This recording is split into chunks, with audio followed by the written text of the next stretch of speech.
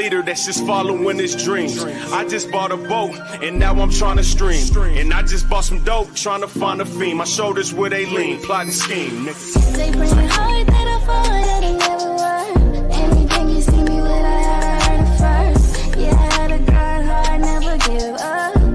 Get my mind focused on them big bucks. They bring it hard that I fall that it never worked. Anything you see me with, I heard it first. Yeah, I had to grind hard, never give up. Get my mind focused on them big bucks. Come and see how I do this so effortlessly. Step on suckers, then I go and go step on the key. It's 23, all I do is press start on the key. Shoot from the locker room, my nigga, I'm Curry from 3. All nets with smoker cars and small vets. When I was working the block, we gave a small test. Pieces free just to get the clientele built. Now me and Anti-Coon got the whole town lit. Yo, what's the damn deal? Happy Tuesday, everybody. Y'all already know what it is. It's your main man. The Red Pill Crit. You'll see the straw. You hear the law. God damn it. I got my constituents with me. Is that a word? I hope it is. I think it is in some countries. In some countries, bet. Shout out to the constituents, god damn it. We're going to start off with Talentia, man. Just tell everybody who you is, where to find you. We're going to get into It's your girl, Talentia Mitchell from TM Productions KC. That is on all platforms. And tap in, y'all. I ain't busy enough right now, so tap in. Keep me busy, y'all. Got you. Cal 10. Hey, what's good? This is Cal 10. Got the podcast, Does the Bacon Soda Go First? Part of Black Charlie's. Come out to Black Charlie's, man. Get drunk sometime. Type time. Go ahead, famous, because Perry T over there trying to get together. Oh, period. Get it together, girl. Yes. Period. But anyways, my name is Famous Amira. Y'all already know what it is. International singer, songwriter, and creator of Urban KC. Okay, much love. Hold on, I'm getting cussed out by what's his name? Hold on. Give me 2 seconds. Yeah, sorry. Someone tried to call my messenger at the very same time we went live. I'm like, bro. That's how they do. That's how it goes. Like, y'all gonna kick me out of my thing. Thanks. Man. Black Mark, man, come on in here, bro. It's in the group chat. The link's in the matter of fact. Hold on, let me put this in the link. Let me put it in the chat room real quick, so I can. Let me see. And I'm somewhat ready. Well, I'm at least ready to give an intro. Go ahead. Do your thing, Miss Lady. Okay. Period. So, it's your girl Perry T of Perry T Management and the Perry P Podcast, everybody's favorite manager at a KC. You can find me at Perry T Management _ on Instagram or at Perry Thompson on Facebook. There we go. If you need some management shit going on, if you are too tired to share your own goddamn content, then she's the woman for you. So make sure y'all tap in with her. You feel me? Let's see.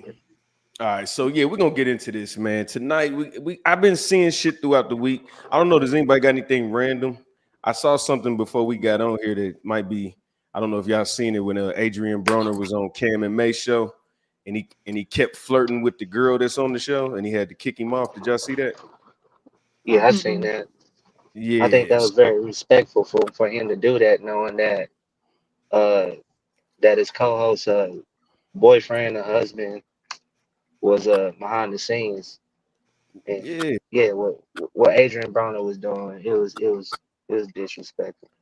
Yeah, so ladies, he was basically flirting with this girl, and her husband or boyfriend he's not on the show. It's Cam Mason, her, and then he just keep complimenting her and shooting at her, and this nigga Cam was like, you know what, you gotta go, bro. He kicked him off live on the show. Y'all seen that? No, he paid him respectfully. Yeah. He got up and he was like, man, I'm gonna pay you for your time. Yeah, he went in the bag. But you gotta go. Yeah. He gotta go, man. When Was she flirting back? Was she making any indications that it was inappropriate? Anything like that? Or was she kind of just like laughing it off to where he made it, or to where it made it seem like to him it was okay? Kinda. She was like yellow light. She wasn't red light. She was kind of smiling and shit. So she was just kind of going with it. Gotcha. Yeah, she didn't check him at all. You know what I'm saying? What do y'all think? Who's out? I know he's out of pocket for sure, but do you think she should have You know what I'm saying? No, Kind of like, I hey, I think do I feel think with you it know being sports and it's a male dominated field, I feel like some women handle those situations a little bit different. Cause I know like when I be out, niggas be flirting and they can get above and beyond saying something, doing some of the wilder stuff. So sometimes I normally kind of like laugh and just play it off, let them be at it because I'm not trying to start no extra drama. Only when they go like above and beyond too far, they get to touch me Right. or being Yeah. disrespectful. I'll be like, hey, nigga, you gotta stop. But sometimes I just let them have it. I can halfway like laugh at it and ignore it and still be doing my own thing. And that probably be, my bad on my part because I told I'd be too nice and I could be a little bit meaner to these niggas out here. But I feel in those situations, she probably wasn't trying to seem like it was a big deal to her because they might look at her like, oh, you weak, or you let that get to you, or on some sort of that part to where she might not have been like, hey, you got to stop. My nigga right here, we at Or, work. or it could be Chill one of out. the situations where she's complained before with previous guests, and they Yeah. start to throw up every time we have a male guest or something. You always say that they do this, they do that, Or it could be something where, like I said, she has complained, and he finally noticed, like, damn, every time we do have a male guest, they do flirt with her. Let me stop this so that going forward, they stop everybody that. know, yeah, don't Yeah. even do it. Cause he did it. He told him like 3 times before he kicked him out too. He's like, bro, chill out. He's Yeah. like, bro, her man right here, like, Yeah. chill. And he's like, I'm sorry. And then he did it right after he said my bad. Like he did it immediately after that. And Cam was like, you gotta go, bro. Mhm. Like, you know what yeah. I'm saying? Niggas be out of pocket, bro. And Yeah. that, Yeah. but I know y'all say it's a man dominated thing, but sometimes you gotta put your foot down, like, bro, chill Oh out. yeah, I love he kicked him out. I love that he had her back and kicked him out. I love that. Yeah. For sure. I love that. I love that he had her back. I love that, all of that, 10 toes down. Because that's how I want them network boys to be for me. They better step every time. Oh They yeah. better they better kick somebody out that's disrespecting me every time, and they will. Right. They have. Right. So Blink twice, god damn it. The code don't let, words and shit. We need no, to know for real. that, yeah, because we don't tolerate that type of shit, man. Yeah. Respects the ladies, fellas. But yeah, shout out to Cam for doing that because he kind of set an example. I was gonna bring the video up, but it was too late, so I was like, fuck it. And then my shit be getting crazy. It's hard to be a woman rejecting a man. See, all right, now what do y'all think? So famous. Because Famous niggas Amir, is killing Oh women my over God. rejections, man. Men are I killing really women have a over real hearing life a story of no. this from today. Like, okay, see, I saw your page and I heard you run down with the crazy. LG. You stopped at the L, the LGB in there. What's going on? If you Yo. want to talk about it, you ain't got to, but you What can. happened, friend? It's on her status. This is public Okay. record. I'm not putting her business. Wait, no. So yeah, that's something a little bit different. But let me tell you how hard it is to reject a man out here. Oh my God. You can't be a good woman. Let me tell you what, because Lord forbid you be a good woman like me. Lord fucking forbid you be a good woman like me. I'm not going to use no names, but here's the situation from today. Y'all tell me what you think. A man contacts me, hits me up, no problem. Easy peasy. We're flirting, doing the little flirty vibe, no problem. He's like, oh, you do music? Great. Like, do you know this person, this person, this person? One of those people happens to be someone I'm extremely close to, like best friend wise. Like, yeah, that's, bestie. He's like, oh, that's my cousin. You know what I'm saying? This person who is my bestie is also cousins with someone who I've been with before. And so I automatically knew that this person probably is in their family line somewhere. So I'm like, do you know this person? Because I know that he is also this person's cousin. Yeah, whatever. Don't even worry about it. What they don't know won't hurt them type shit is what's coming out of his mouth. For me, I'm the type of woman who, if I have fucked with someone that is in your family and you're giving me that information, quite obviously, I'm not going to continue fucking with you. Like, I'm not trying to be all over your family, nor am I trying to be all over the city. Right. So I said respectfully, unfortunately, I'm not gonna be able to vibe with you on that type of level. If you want to just be cool, no problem. You want to still talk about music, I'm down for that vibe. But because of the fact that I have talked to your cousin before, I'm gonna have to respectfully pass on any of the, the other shit. His response, bitch, fuck you. So now you switching up. So now because I told you who my peoples was, you don't want to fuck with me. What if I never told you that shit? You could have just continued on and we wouldn't have even had to say nothing. We could have, and I mean, just kept going and going and going. And it really turned into like, you know, bitch, fuck you, delete my number, all of this because I didn't want to fuck with this man. That's Today. that's crazy. This happened today. That's crazy. That's crazy as hell. Is it that dangerous to be? I don't know. I'm not a no aggressive nigga. So I guess I ain't really seen too many dudes get out of pocket. If they do, they be drunk and it gets de-escalated very quickly. But yes, Yeah, niggas. Really but one thing an excuse, man. I was down on West. If you're inebriated, I can kind of, you know, I can kind of look past the bullshit. But when you are whole ass sober and it is, you know, 2 o'clock in the morning and you talking about bitch fuck you because you switching up on me and I've only known you a day. Yeah, that's a little bit crazy, buddy. Talking about some we just don't gotta tell them. Yeah. That's how y'all are moving. You would really fuck your cousin's ex or your brother's ex or somebody's ex because you want it so bad you're just like, just don't even tell them. Y'all disgust me. That's why I'm not out here like that. Y'all disgust me. They don't care. No, they don't. That's me. I can't do it.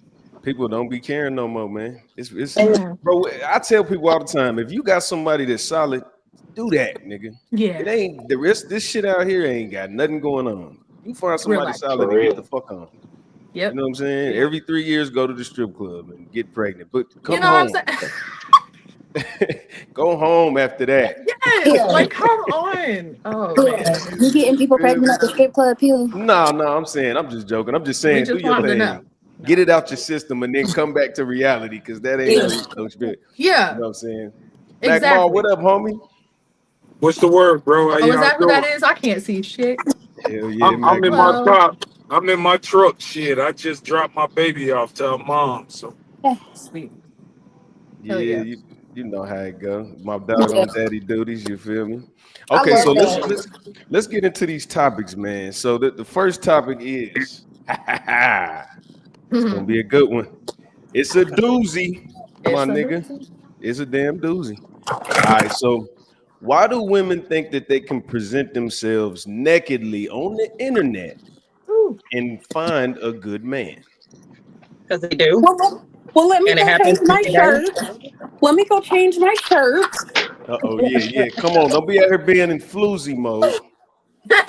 And there are a lot of great men who don't care or take into account what their woman wears versus what their character is.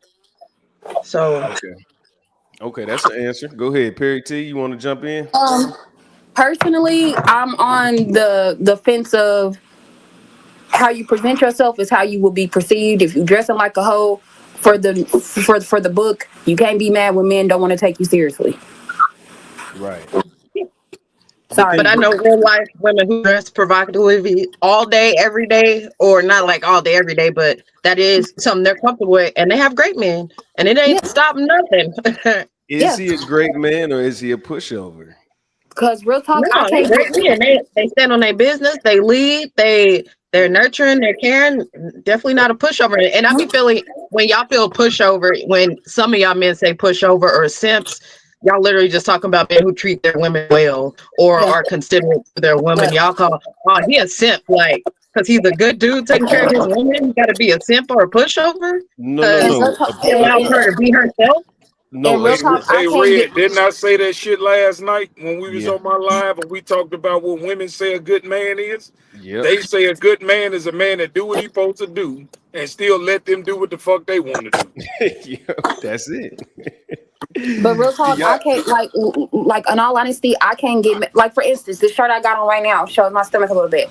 I can't get mad if homeboy try to shoot his shot and think it's something more than what it is, like as far as sexual type stuff, because of I'm showing just a little midriff or something. It's still me showing off my body in a way. So if I'm showing off my body and presenting my body out there, if they perceive it as me wanting to be out there thotting and bopping, that's how they perceived it because that's how I'm dressed. So I can't get mad if that's how he coming and approach me. I could just check it and be like, hey, that's not what I'm on. That's not this. Respect. And that's where you say, hey, that's if they come at you regardless. Hey, I know I got big titties and little curves. So like when I'm out, I know how I'm dressed. I still keep it as classy as I can, but I know how a man is going to look at my tits and whatnot. But if they come at me that way, that's up to me to be like, yeah, I'm cool on that. And I'll be cool on that. But I have a whole life partner, and I say any man that I've dated or had my fiance or whatnot, there are sometimes like I had a partner who didn't like see-through shirts. So while we dated and we were together, I did stop wearing see-through shirts for him. But for the most part, I ain't never had no partner that was like, hey, you really doing too much. Like you might see some cleavage, but I'm still also not outside shaking my ass, twerking on everybody. I'm not in everybody's face. I'm not doing all of those things just because I got my cleavage out. Doesn't mean I'm less than the next person who got a turtleneck on. Right. Go ahead, Famous. I want the ladies to get it out first. Yeah, facts. I mean, I totally agree with what the ladies are saying. I think there's a fine line. I think what's the difference between going out and wearing what the fuck you want to wear and being at the beach in a string bikini? I think that women should be allowed to express themselves without being objectified. I think that we should all have the freedom to do whatever the fuck it is that we want to do and not be judged or assumed based on those things. However, I do totally agree also with what Perry T said in the fact that if you're dressed seductively, don't think that men are not going to be on their seductive shit. They're going to.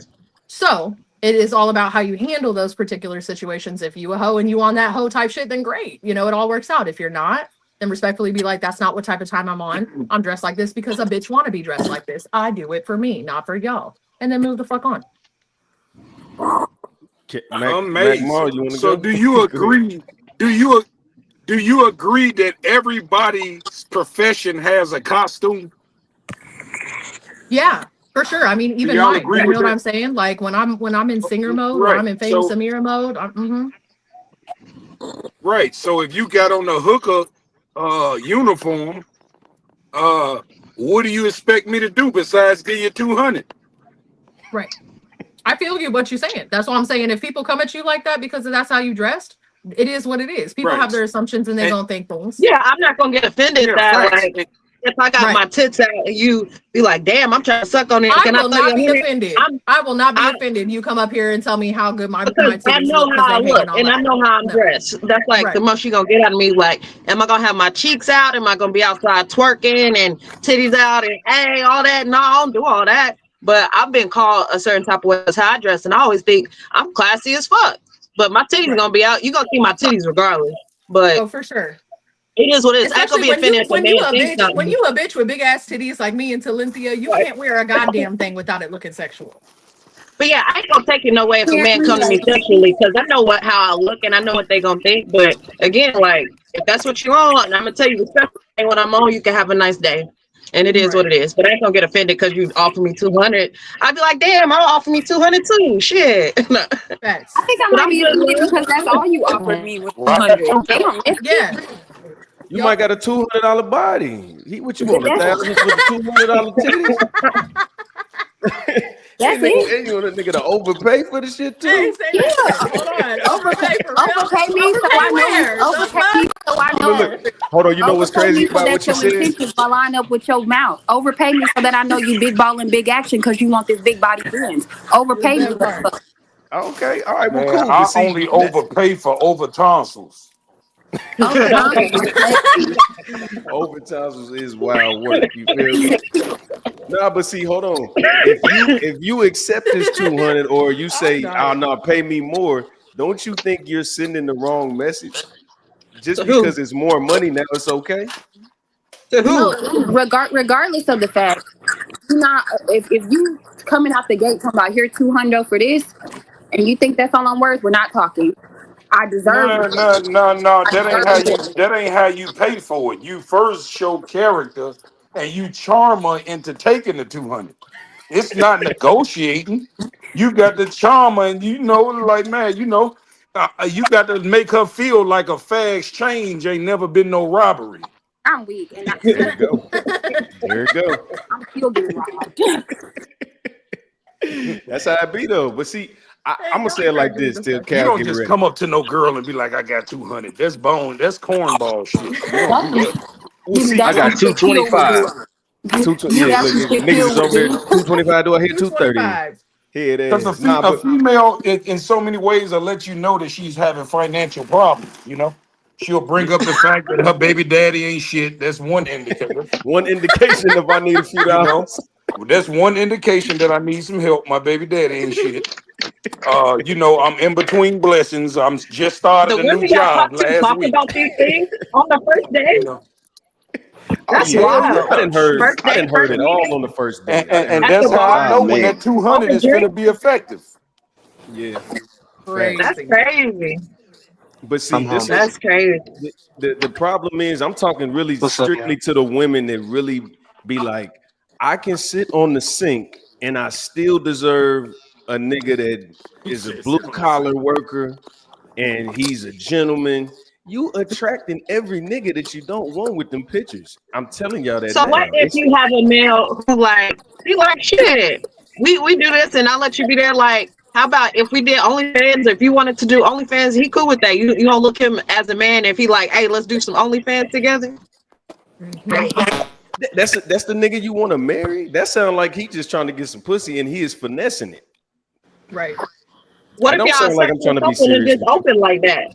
Like, But see, I don't see the you keep trying to justify things that aren't like these are rare occasions. Like if a nigga walk up to you and be like, "Hey, let's do OnlyFans," he gonna hit. Y'all might do one scene and that's it. He accomplished the mission using that I'm just tactic. saying this, Your Phil. vagina. I didn't been engaged 4 times. I've Damn. always been myself, and I've been engaged 4 times.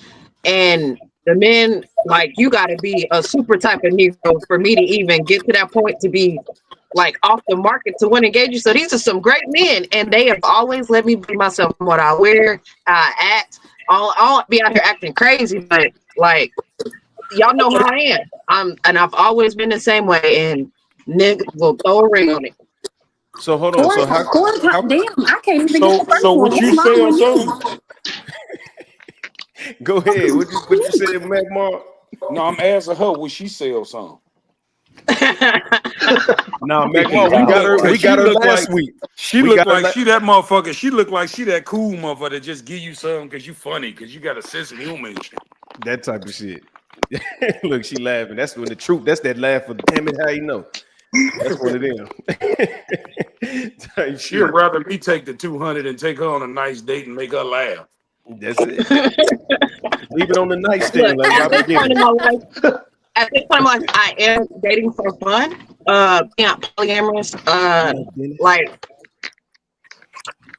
let's say I already have a couple life partners, but I date for fun. So my dating looks different from other people's dating.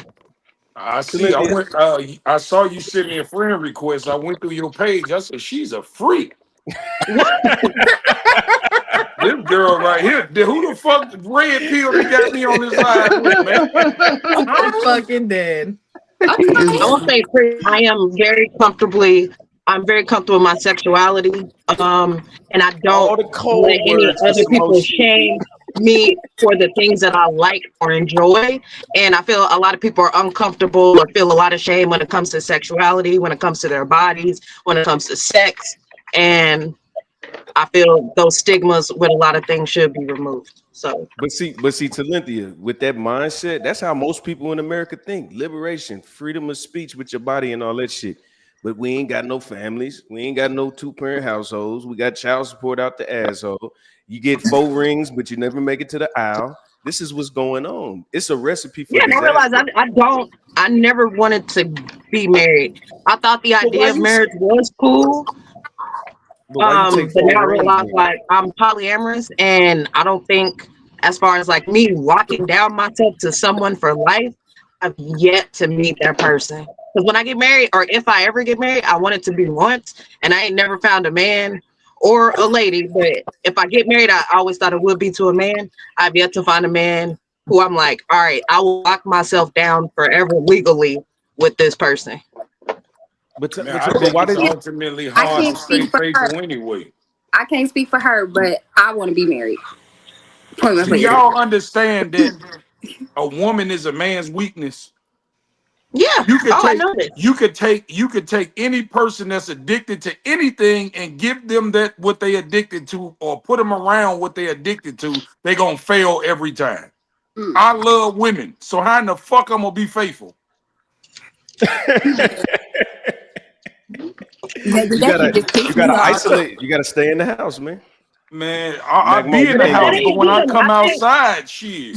if that ain't him, Whole and that's different naturally story. him, so why wouldn't he date a woman that is okay with him having multiple partners or having an open relationship? That's how I look at it.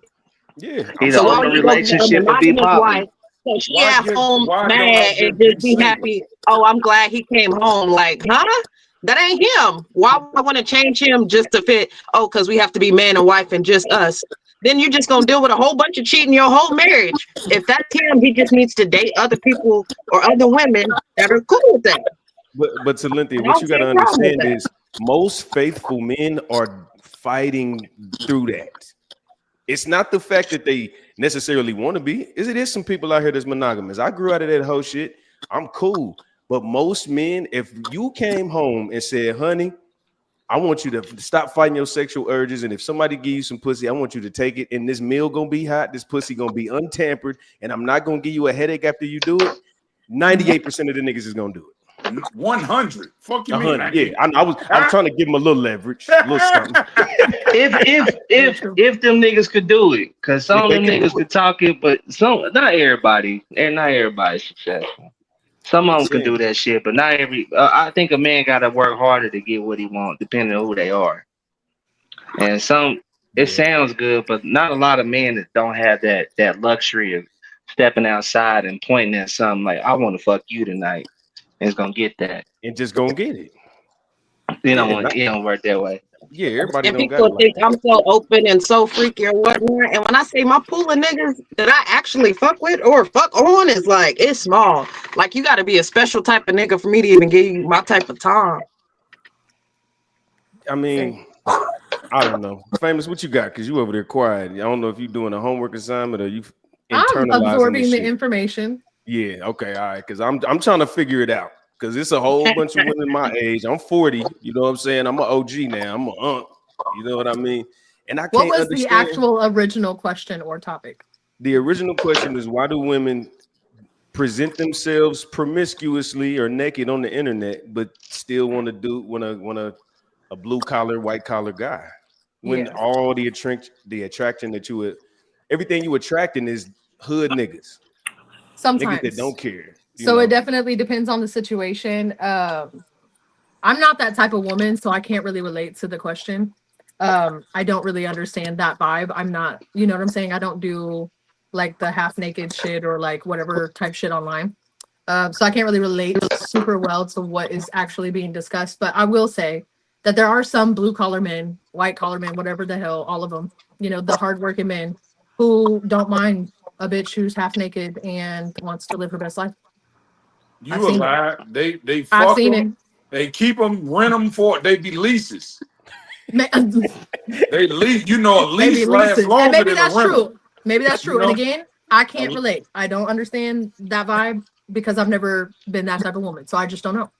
So truly, I But can't answer the question well. do you ever sit in the circle of the sisterhood and you hear shit and you just be like, this bitch is a whore? No, no, of course not. You ain't But never I don't did that? judge people at all. But of course, I have friends who are absolutely promiscuous and absolutely okay with being exactly who they are. And I don't judge people for that type of shit. You know, like that ain't got shit to do with me. you You know what I'm can't saying? judge So them. You gotta let hoes be hoes. But right, We you know what love I'm them. saying? but you Right. And gotta so like at the end of the day, like whoever anybody around me has got, you know, shit going on or whatever, I'm not going to judge that. I'm a different type of human being though, so like I can't relate to those types of things, but that doesn't mean I'm going to judge you for them. I'm just going to You leave it. gotta understand that hoes keep the relationship happy. go ahead, elaborate. You know what I'm Tell saying? them how. Elaborate on that one, yeah. Because if it wasn't for hoes, a man wouldn't appreciate what a good woman he got at home. If Mm. every woman was a good woman, you wouldn't have no appreciation. But when he go and he bust her down and he leave and be like, this bitch ain't shit. Damn, I'm glad I got me a good one at home. Hey, God damn.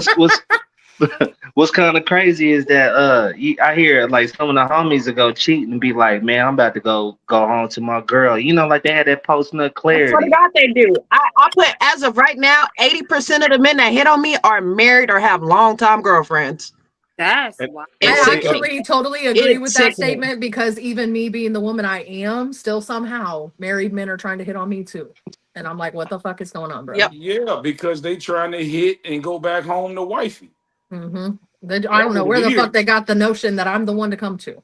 I don't know where the fuck they got No, it. you You just know a what I'm saying? female, and men are attracted to female. Don't take it Yeah. personal. No, I right. It don't. was a I'm long yeah. line of So I hoes he heard hit from a before friend he who's met married. you, He baby. said, Don't take it personal. Damn. Damn, the long line is crazy. I was I going know. to say, The hell? See, I'm so one here's glad of the my not to be thing, men involved right? in who's shit like married. that because man, Do that just you makes me think of things. realize that women, the reason why women, why they kind of like, they have the urge to sleep with married men and men in relationships, and every man can attest to this. It seemed like when you motherfucking single bitches be playing games, but soon as you get a bitch, all the hoes want you. You know why? Man, For two reasons. For one, bitches love fucking other bitches shit up because they mad they ain't got the shit. So they'll love fucking your man because they can't find one. That's Right? very true. And Right. then on top of that, when a nigga got a relationship, they know that it's only so many hoes he got. When you fuck with a nigga like me that's single, you liable to be number 59. God damn it. God damn. My nigga Mac Mall is 59. speaking for Hey, but when you the in a relationship, a nigga can't get nothing but one, maybe a side bitch. So you best might be two or three.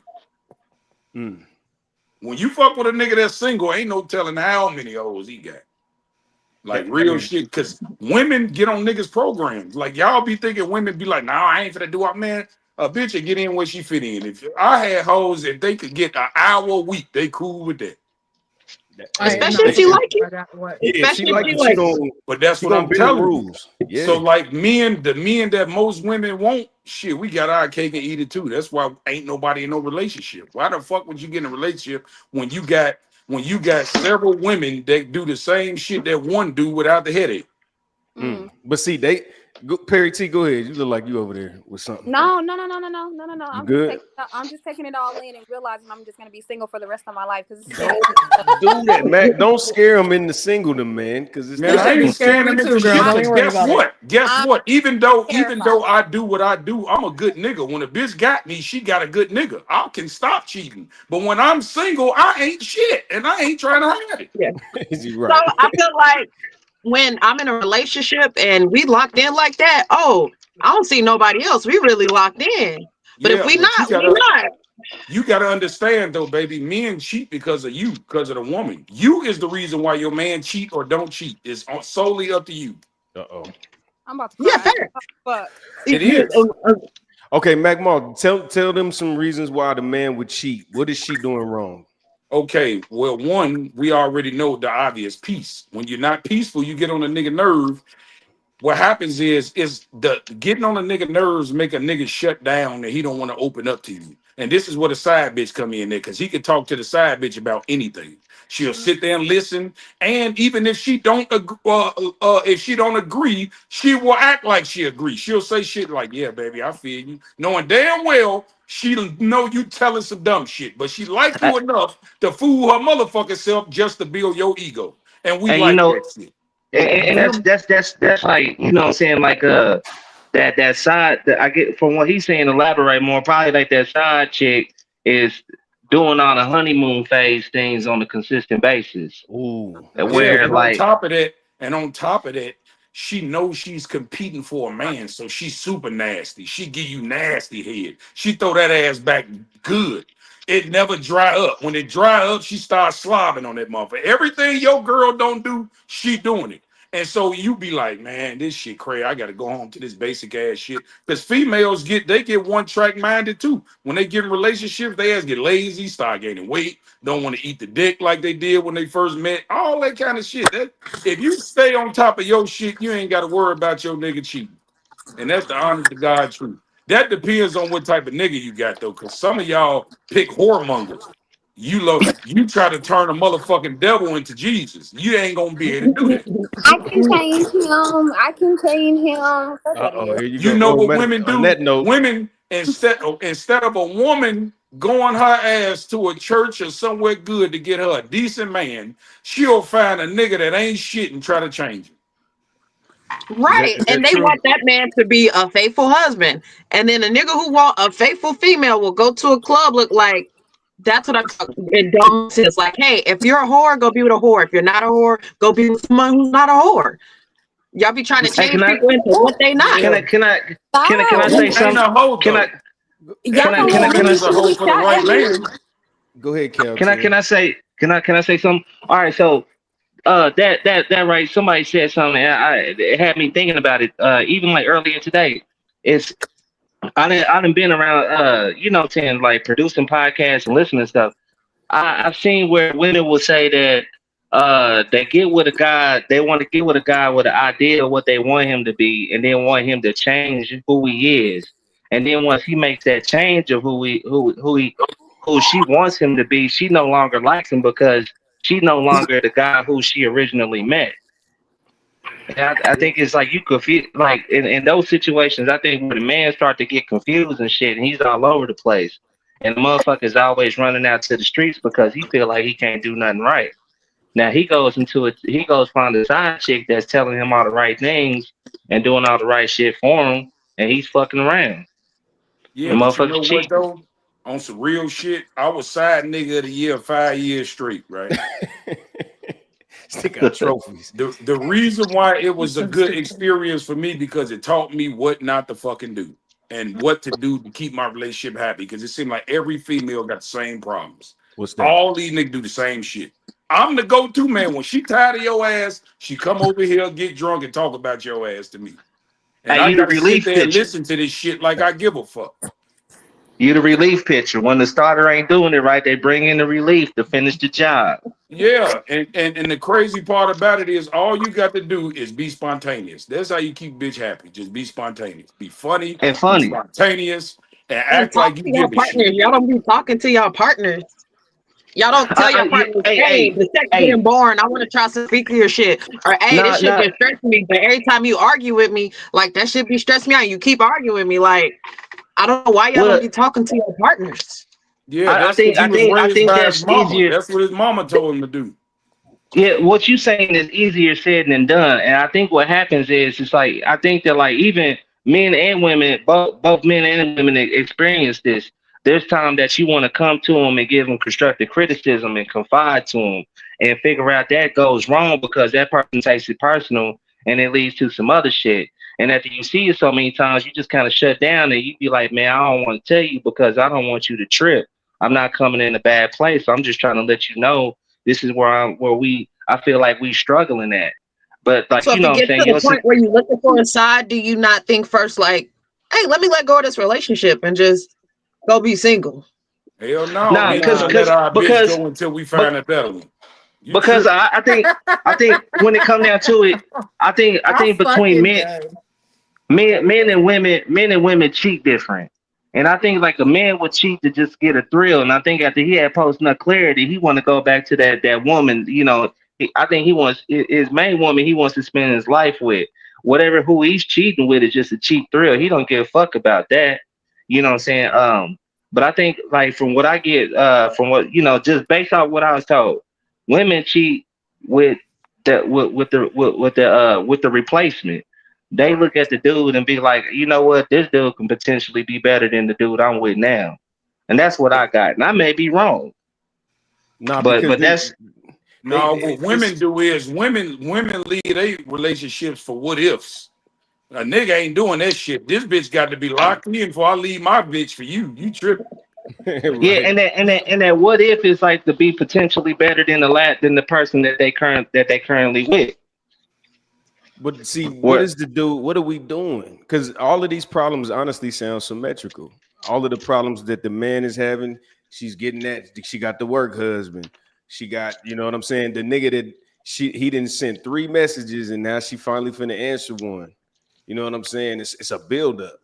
You know what I mean? yeah, Like The woman gonna make him earn. Even the side nigga gotta earn it because she got a main nigga. So now he gonna be 2-3 messages. He gotta be damn near perfect. He gotta find out what's wrong, like you said. Talk to Mac Mall, and he gonna fill in all the holes. Because basically, you gonna give the side nigga the game. But I don't think the side nigga has to be to perfect. talk. All you gotta do is listen. She gonna tell you how to get that pussy. You just gotta listen. Well, I'm not saying For that he's gotta side be dude, I don't think it's about being perfect. It's about being in line with the program. Hey, you know, I got a main nigga. I love my main nigga. He just fucking up right now. Don't step out your role. So it's more about not necessarily being perfect. Just you need to play your role that you need to play right now. Yeah, tell her what the fuck she want to hear. That's what playing your role is. And men do that. See, the problem is the side bitches catch feelings more than the side dudes. Side dudes ain't running up on on your husband talking shit to him, unless you didn't put your hands. I mean, that's far fetched. I'm adding shit, but man, he just give you that extra long hug. Because y'all do be treating y'all side women like girlfriends, and that's why they be getting. You a lie. We don't get them bitches shit. We just talk to them, and we don't talk to y'all. That's it. And and you know what? And that is a currency, Magma.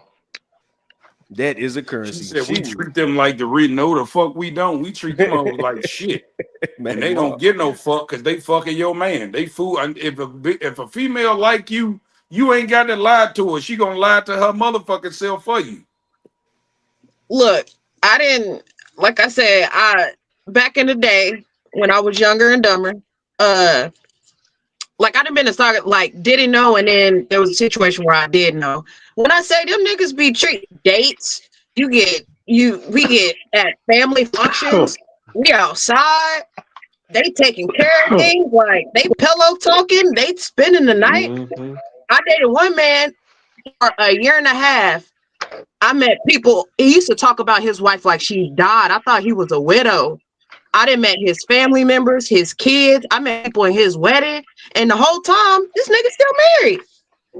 Oh, like legally separated or like married? Like he go married, married. They got a sock drawer in the house and everything. Married, and I used to see that man during the day, during the afternoon, at lunch, at night, weekends. Like married. Didn't know the whole time. The moment I found out, I was like, and I found out from his ex-girlfriend. Not even his wife. He had another girlfriend before me within this marriage. And that's how I found out. I was like, damn. That's how women do. Niggas don't meet up and be like, hey, we're going to get this bitch. Y'all gonna meet up and hang out and have tea and shit and plot on the nigga. Yeah, he said have tea. For real. That's real. Crazy. They'll be like, we're going to get his ass. All three of y'all. And then all of y'all. Girl, I got to tell you about this. Running the streets. It don't sit well on my soul to let you know that you don't know this nigga fucking around and shit. Right. Yeah, this is what this nigga be doing, and this is what the other shit he gonna be on. Who the fuck is that? God, I don't even want to answer the phone. Let's jump into the next one, y'all. Unless anybody else got a conclusion on putting your naked ass on the internet looking for Prince Charming. No. How's it going? Yeah, I don't think that's a good idea, ladies. I don't know how liberating. But it ain't stopping nothing. It's stopping. If you look for a modern husband, don't do it. No. A traditional nigga is the nigga not putting up with that naked shit. These modern niggas. And like I said, don't do it if you're looking for a traditional modern husband. Yeah, they might look at you wrong. If the nigga listen to Charlie Kirk or Kevin Samuels and you naked on the sink, you in for a long day, baby. We'll put that on there. Here we go. You got the flip side. There are men who don't care. Do you? Man, and find a person who's gonna accept you for you. Man, do better, ladies. Damn, put some drawers on. Here we go. All right. This gonna be tough because I gotta here you go. Are tattoos, profanity, long nails, lashes, tequila, and backwoods wifey qualities? Well, shit. Somebody talk to y'all me. Better get the fuck over it. What the hell? What the fuck type of dumb shit is that? I'm asking what a questions. dumb. Oh Lord. Hold on. You must smoke backwoods. No, I don't smoke backwoods. But do you see all these tattoos? And I'm Mexican, so tequila. Period. Yeah, tequila. Yeah, Don Julio. on a It's a consistent. lot. It's a lot of the all of there's probably only 2 of those that I don't relate with in that list. But are you kidding me? Like what do you mean? I don't got long nails and I don't smoke backwoods, but I definitely smoke all the time. Smoke heavy weed. 420 all the time. I love my tequila because a bitch is Mexican. Excuse the fuck out of me. I've got a lot of tattoos, especially all over my face. Excuse the fuck out of me that I like to be creative and goddamn express myself. Get the fuck over it. But anyway, is that wifey material is the question, right? What is wifey fucking material? Break that the fuck down. Does your wife qualifications mean, man, in order for you to be a good wife, you need to not have tattoos? Bitch, it's a red flag. I need you to be worried about some more shit, right? Like, can would it be a red flag to a man who has tattoos? Like he might. Because what do you mean? It's police officers out here with tattoos. What is that a red flag for? We be trying to put shit so narrow, and it is so wide. Like, Pill, you don't like big girls, but there are men out here who love big women. They worship big women. Are you kidding me? So for you, that might not be wifey type for you, but for another, hey, that's a goddess to him. So we're trying to put everything into like yes or no and black and white. I feel like that the world is complex, and there's somebody out here for everybody. Okay, I'll make it easy then. So let's say, Mac, let me do this real quick because they didn't jumped on me real quick. Let me fight back. So, so let's say you got a girl with tattoos and no tattoos. Which one do you think will probably have more traditional values? We're gonna go through the line. Which one? Interesting. I would love to hear that. I'm going no tattoos. Mac Mar, what you think? It depends on what kind of tattoos. You see what I'm saying? Because are you kidding me? Look at me. If she got like a rose on her arm, on her thighs, some shit, like a small little sexy, classy tattoo, that's fine. But all that nigga shit, no. I mean, I don't have no problem with it as long as they not ghetto ass tattoos. Like the ghetto tattoos do for me, but like it's a thin line with me because I get where he coming from. But at the same time, that's why I say it depends on what kind of tattoos. If they got the lower back tattoo, chances are they was a thought in 05. That's when they came out. The lower back tattoos. She was born in 05, Mac. No, I'm saying that's when that trend came, the lower back tattoo.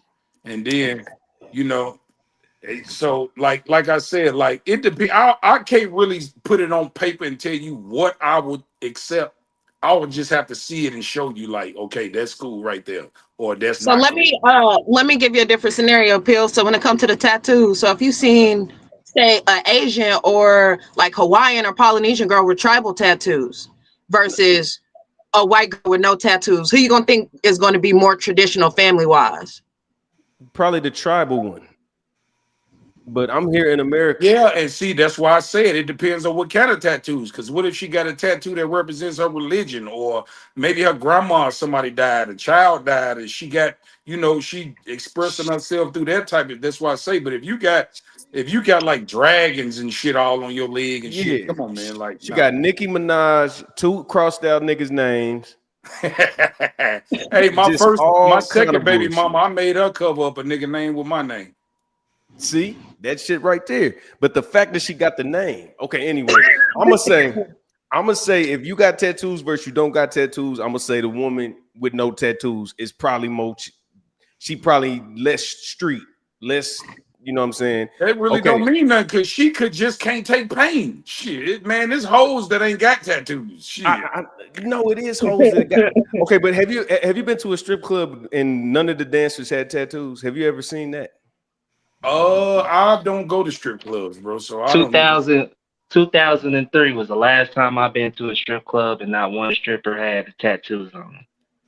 Okay, yeah, all right, but that goes along with being a stripper, though. Tattoos is like a stripper attire. Like you gotta expect that from a stripper. Thank you. That's what I'm saying. But what if she's not stripping, but she got the stripper uniform? You said that earlier.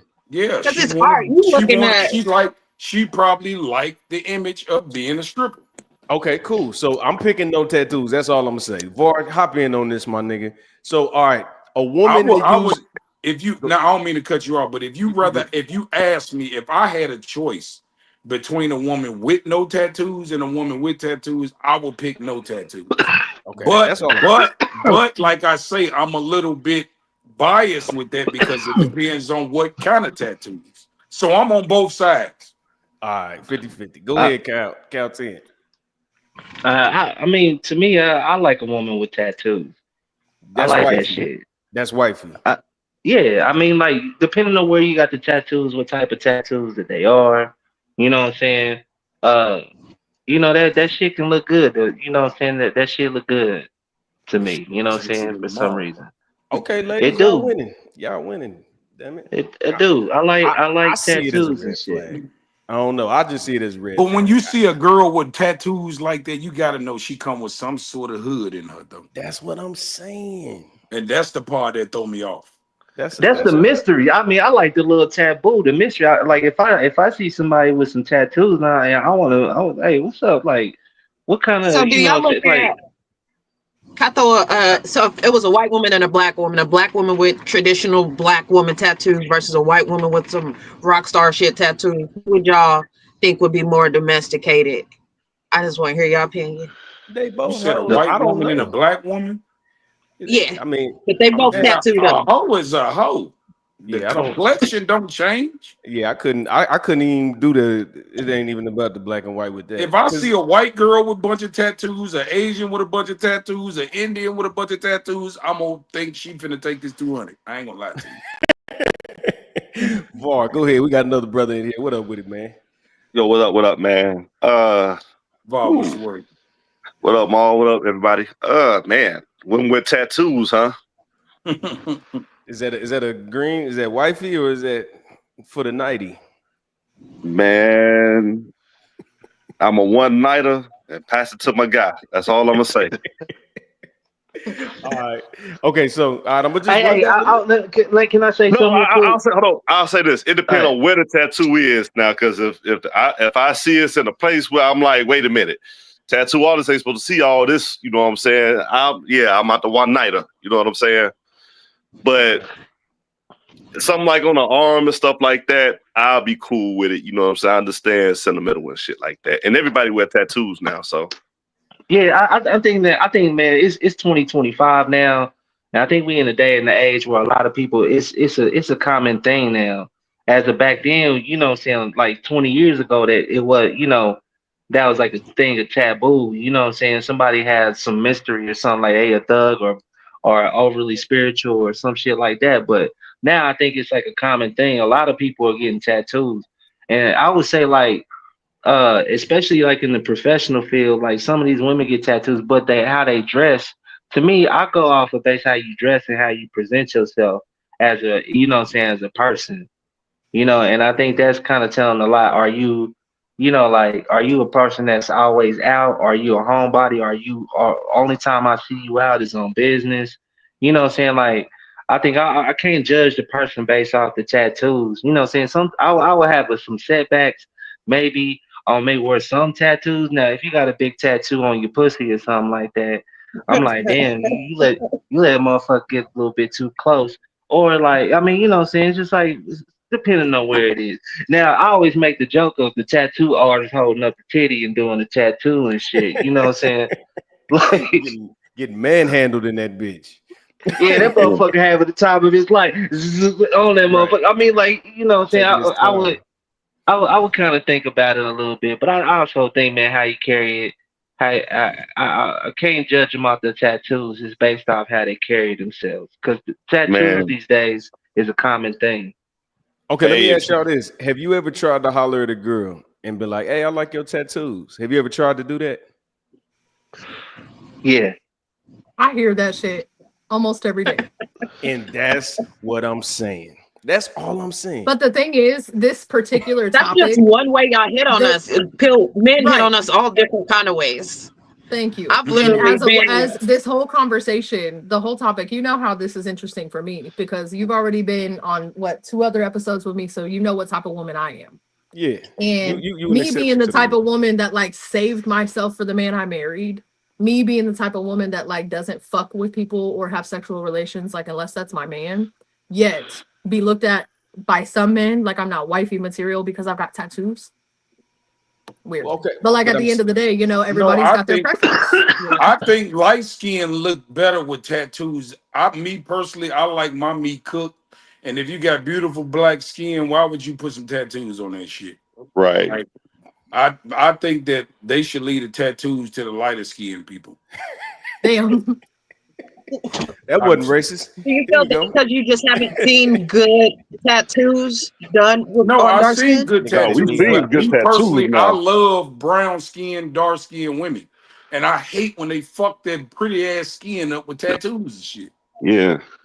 Man, I just hate it with a passion. But I love a light skinned bitch with some tattoos, though. Bro. God Shout damn. out, shout out to the females with the tramp stamps out there. We love y'all.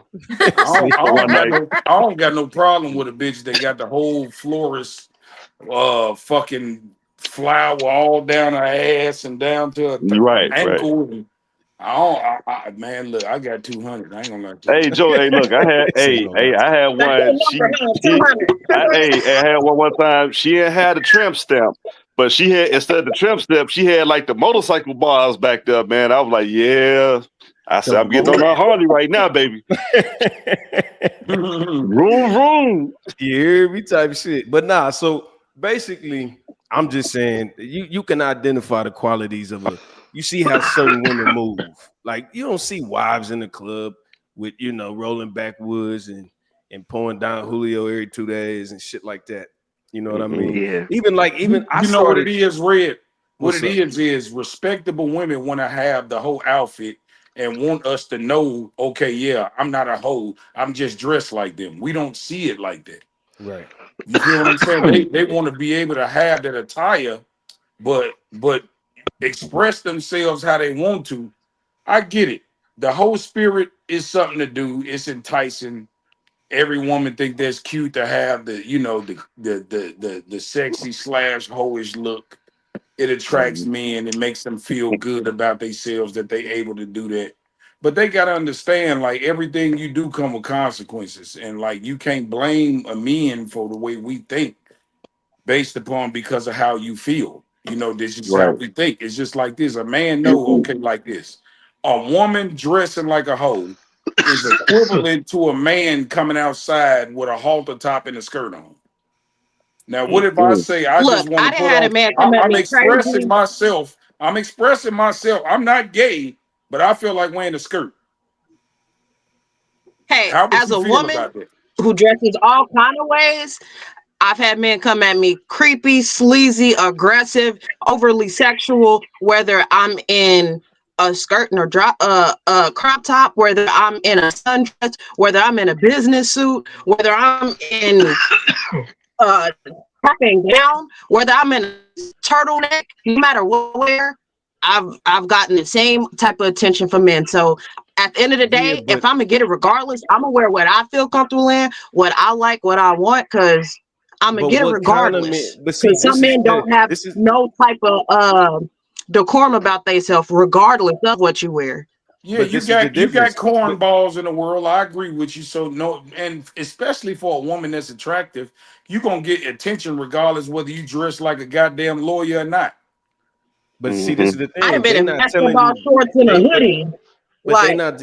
But you got to tell us what type of dudes is hollering at you when you have naked versus the dudes that's hollering at you with the cap and gown on. You just saying men holler at you, cool. But this nigga got tags and they not expired on his car when you had on the cap and gown. The nigga that hollered at you when you was dressed like a whore needs to borrow the car. Y'all not being real, man. That's all I'm saying. I Borrow get the it. car. me, Every I mean, time we whatever every I time wear, we had it's these, been a but hold on. Every time we had these if discussions, I'm we at the always gas find station, the business owner, the but we but artist, I get it from all levels. but okay, but I'm just saying, 9 times out of 10, if you dress modestly, different type of men is gonna approach you. Not niggas. Well, Them niggas ain't. I wouldn't say different type of men is gonna approach her. What I would say the approach is gonna be different.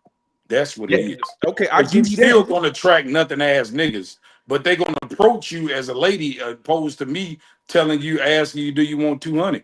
Now, Right. if I see you goddamn it is a respectable, classy lady, you might be a hoe, but if your representation is everything, I'm gonna approach you like a lady. I'm Well, gonna like I try to said, win I you dress over with character. even when I'm sexy, I still dress classy when I go out, and people will still think whatever, even though I'm fully classy with what I got on.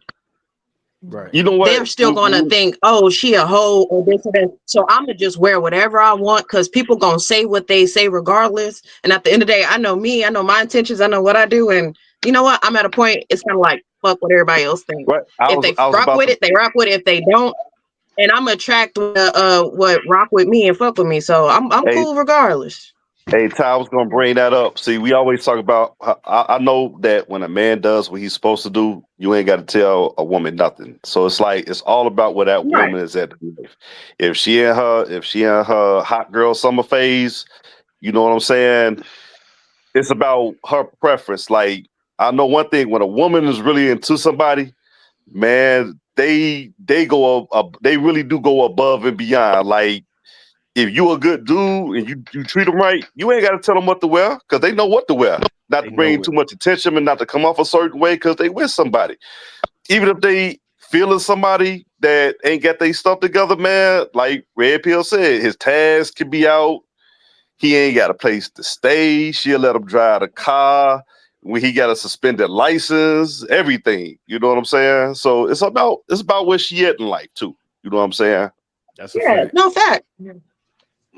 That's all I mean, and to be perfectly honest, that's all it is. I think we put too much effort into finding that unicorn situation because we know how the Well, I feel world it's like works. an overall thing too. It's an overall thing because, like, say a girl she can dress modest, but she's still outside acting an ass, twerking everybody's face, like throwing shots back. So it's an overall thing. It's more than just the outfits. I feel you got to add a little bit of everything else too in there. That's how you feel. Men Mm-hmm. don't feel that. We know you's a hoe. We don't have no feeling, no feelings about it. What about the nails?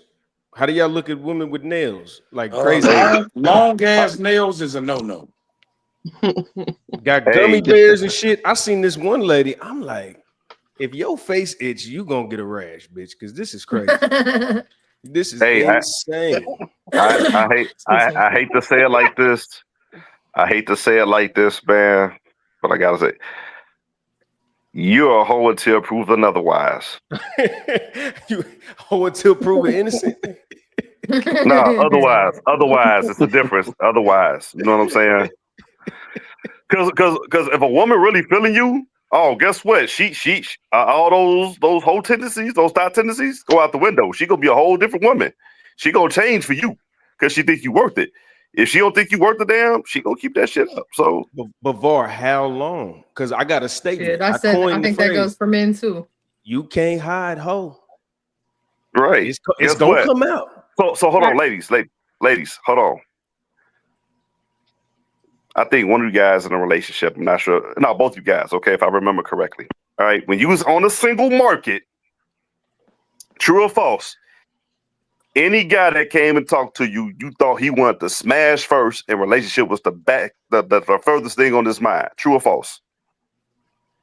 True. So why can't we have the same mindset? Who said it was a problem? Nah, I'm just saying.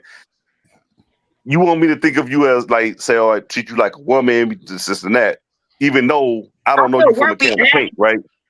Most But people they go in there. if you think a man could come to you and his first thing is to smash first, and the relationship is the furthest thing from our mind, it's the same thing. It's just in a different context, the way we think. That's all. Because it's usually where we at. Like I work in entertainment, so I'm usually at a club, a concert venue, event space. So in them spaces, most people aren't there looking for serious relationships. They're there to have a good time for the night, or they're there for something casual. And that's how most people present themselves in these spaces. So in that, like if Yeah, it do come up to me, yes, I'm not thinking nothing long term or nothing like that. Unless he right. starts to put in effort and let me know that's what he's on. Right, and that's what I'm saying. From a guy, I'm like, look, okay, you out here, you want some attention. You want even if you're a grown ass woman, you want the same attention and shit that these hoes out here want, right? And I'm gonna give it to you I'm gonna give it to you. My approach is gonna be different depending on the circumstances. You know what I'm saying? But Just like you look at me as a real man and the man that you envision being with, I'm gonna look at the woman the same way over time invested. That's what people forget. People want that microwave shit, man. And that's where everything go wrong at. They do. But see, this the problem. You can't even get in the door without presenting yourself correctly in the first place. You got to get your foot in the door to even negotiate. If you not no hoe and I take a chance and I'll be like, I'm looking for something real, but she's just so fine, I want to see what it's about. Now you got a chance to prove yourself that you're not a hoe. If I'm looking for something real, I'm not about to look. I'm not. If you got your ass out and you sitting on the sink in your profile picture, I'm never gonna take you serious. I don't give a fuck what you do, bitch. And if she a bad bitch, she a hoe or a retiree. Not 9 times out of 10. But that's just because they got so much, man. They got so much action, bro. It take a lot of discipline to be an attractive woman in 2025. Hey, I'm gonna go a step further here. Any chick that gets a BBL is trying to extend their whole phase. That's all that shit is. They trying to extend it. They're trying to extend their whole phase. You know that motherfucker pop now. You know you got to renew. They don't care. Hey, look. Y'all be fucking killing me. I swear to motherfucking. I asked this question months ago. I said, how much it costs to get a BBL? Somebody said between like $12,000 and $18,000, right? I said, you rather spend $12,000 or $18,000 to get a BBL than to take your ass to therapy and fix your damn issues. I'll just take the ass. I don't. I like them natural. Get that.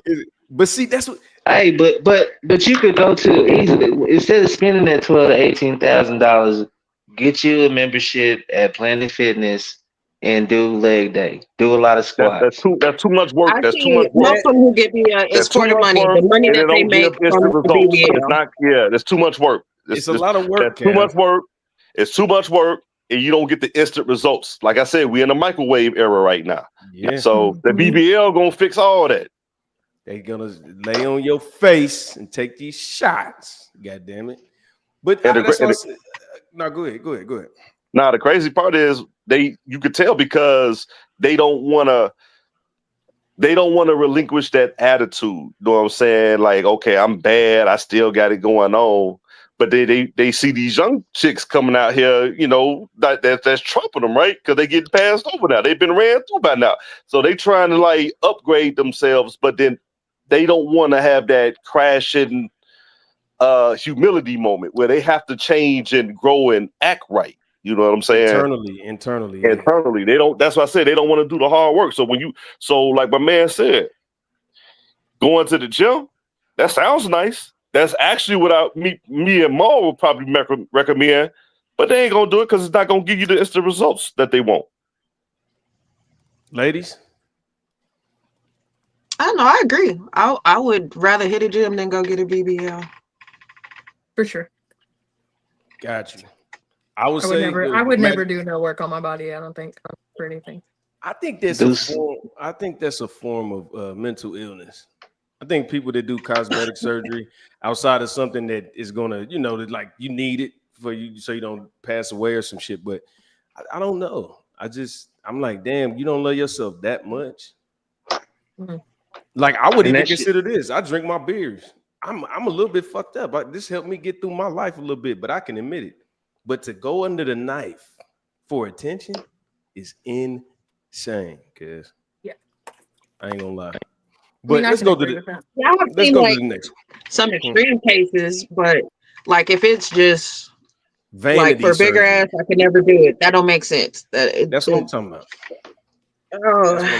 Vanity surgery. And the fact that you could die from this, like you could literally die because you want your ass a little bit bigger, or your stomach a little bit flatter. You could die for this. Mm-hmm. You gotta get that shit updated every 5 years and shit, and then you ain't always gonna have that $10 to $18,000 maintenance. Go ahead and lumpy. That lumpy booty. Yeah, you gonna have that one big, one small joint. Get that BBL to be looking like a teenage mutant ninja turtle around this motherfucker and shit. Crater booty. Hell yeah. Nah. Hey, shout out to Mr. Grumpy. He the one that came in on the Charlie Kirk show and shut it down with the okay. Yeah, that's the homie right there. Shout out to you, brother. Always. Nah, you ain't gotta apologize. You just came in and dropped some game. But let's Yeah, go to the next one, definitely. man. I got a question. Should men act more like their grandfathers? Because that's what a lot of women say.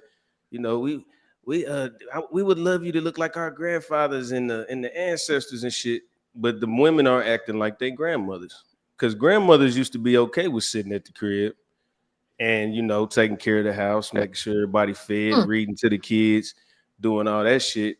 So it's like, even if we do, because I think we got more qualities of our grandfathers than women have qualities, the same qualities of their grandmothers. Just do simple fact they want to be career women. And not saying it's a bad thing. It's just hard to balance But it being a was our career woman. grandmothers encouraging us to, don't get married, go. I think y'all forget that's where it came from. It was that generation like telling us don't get married, do it the other way. Cause they didn't have no choice to live a life that they had. Like it wasn't just out the blue, like, oh, we want to go work and not be wives. Like it was them telling us, no, choose another door. Cause this one, you're not gonna like this one. But do you know why a lot of that shit went on? And they don't really, they teach the half stories about that shit. I mean, y'all was put in the workforce so y'all can increase the taxes and make everything twice the payment of what it is. Y'all just extra taxes for the game. A lot of women didn't even want to vote because it came with some. You had to be registered. I mean, you had to enlist in the services. What's it called? When they draft you. Women was like, we don't want to go to war. What the fuck? But it was Social just small, services. yeah, social service, yeah, something like that. And now women are in the military. A lot of women they didn't want to work because it came with responsibilities. Women want to go back to the crib. You ain't seen these women on TikTok crying. Fuck the feminist movement. Now I got to do all this shit. I just want to be at home with my babies. That's what make me happy anyway. Because a lot of women that finally get to sit home and be with their kids and not have to go to work, they enjoy it a lot more. I be seeing women that go to the mall at 12:30 in the afternoon. So What y'all doing here? that, why are the men who want that not dating them? Dating who? It's not a lot. It's not a lot of marriageable women out here. They want to be. They want to be The ones who want that, who want to be at home and be stay-at-home moms and wives. Like, why aren't the men I going also after those barely women? know any men who think Like that. they call a lot of like pick-me's. Like we hear pick-me's all the time. Like, why aren't these husband men going after these pick-me's? No, that's what I'm saying. That's why dating is all fucked up, because a lot of men is just not dating. They just sleeping with a bunch of women because there's not a lot of women that want to be stay-at-home wives and let the man be a man. Let me take care of you. You got to beg a woman to take care. I don't know. I really, wow, that's so, and it's actually sad to say, but I don't know many men personally that are good enough providers to be able to take care of the home by themselves for their woman to do that. Yeah, I mean, it's always capable. It's just women want a lot more. Grandmas and them, they wasn't tripping off Nikes and Birkin bags and shit. They were just happy to have the food on. The well, lights I'm on. not. Yeah, I ain't one of them type, but I will tell you what, I've always been the provider. So I've never come across a man who's been like, hey, how about you be soft? How about you be in the home? How about you be taking care of the kids and I'll take care of the house? No, what? Yeah, a lot of these that'd niggas be so nice, but no. I used to be on them panels at Dave's house, and dudes be like, hell no, my girl got to have a job too. And I'm like, bro, that's how they are. They want to be taken care of. Man, I mean, I don't know. I think it changed. You know what? I think, like I said, go back. I'll be right back. I think a man could take care of and have a stay-at-home wife. So, you know what I'm saying? So we already biologically, economically, and socially embedded to be like our grandfathers, right? The problem is that people confuse lifestyle and providing provision and then providing for and protection. You know what I'm saying? Like, you could get, I hate to say it like this, but somebody with $50,000 or $60,000 can afford to get you an apartment and get you some clothes. You might be wearing Walmart shit, but you can get that shit, right? You might not be able to go on vacation, but you can be provided for it and be given everything and food in the house and stuff like that. But a lot of people want the lifestyle. You know what I'm saying? They want the certain material things that come along with that to say, look at me, I made it, I won in life. And when you iron that part out, then it makes that provision if we could be more like our grandfathers. I say we can't. You know what I'm saying? And this where it goes back to just date somebody who own what you own. Date But the Ty, girl just who's like you cool said, with the Walmart. but Ty, it's just like you said. You got the information from your grandmothers, and women still suffer from this today. Whereas you're always wondering about the grass being greener on the other side. Your grandmothers and them value family and togetherness. There we go. Women these days is like, get me my bag and it's all about me. So that's two different mindsets. And your grandmother never had that opportunity, and she thinks it's sweet. But everybody love grandma though. You know what I'm saying? You got a lot of women these days that's getting a bag, but they feel lonely at home because they missing the stuff and they really want the stuff like grandma got. They want the best of both worlds, but they can't have it. Are they expectations too high? Is that what it is? Way too high. You know what? I'm not gonna say too high. I'm gonna say unrealistic in some cases. Right.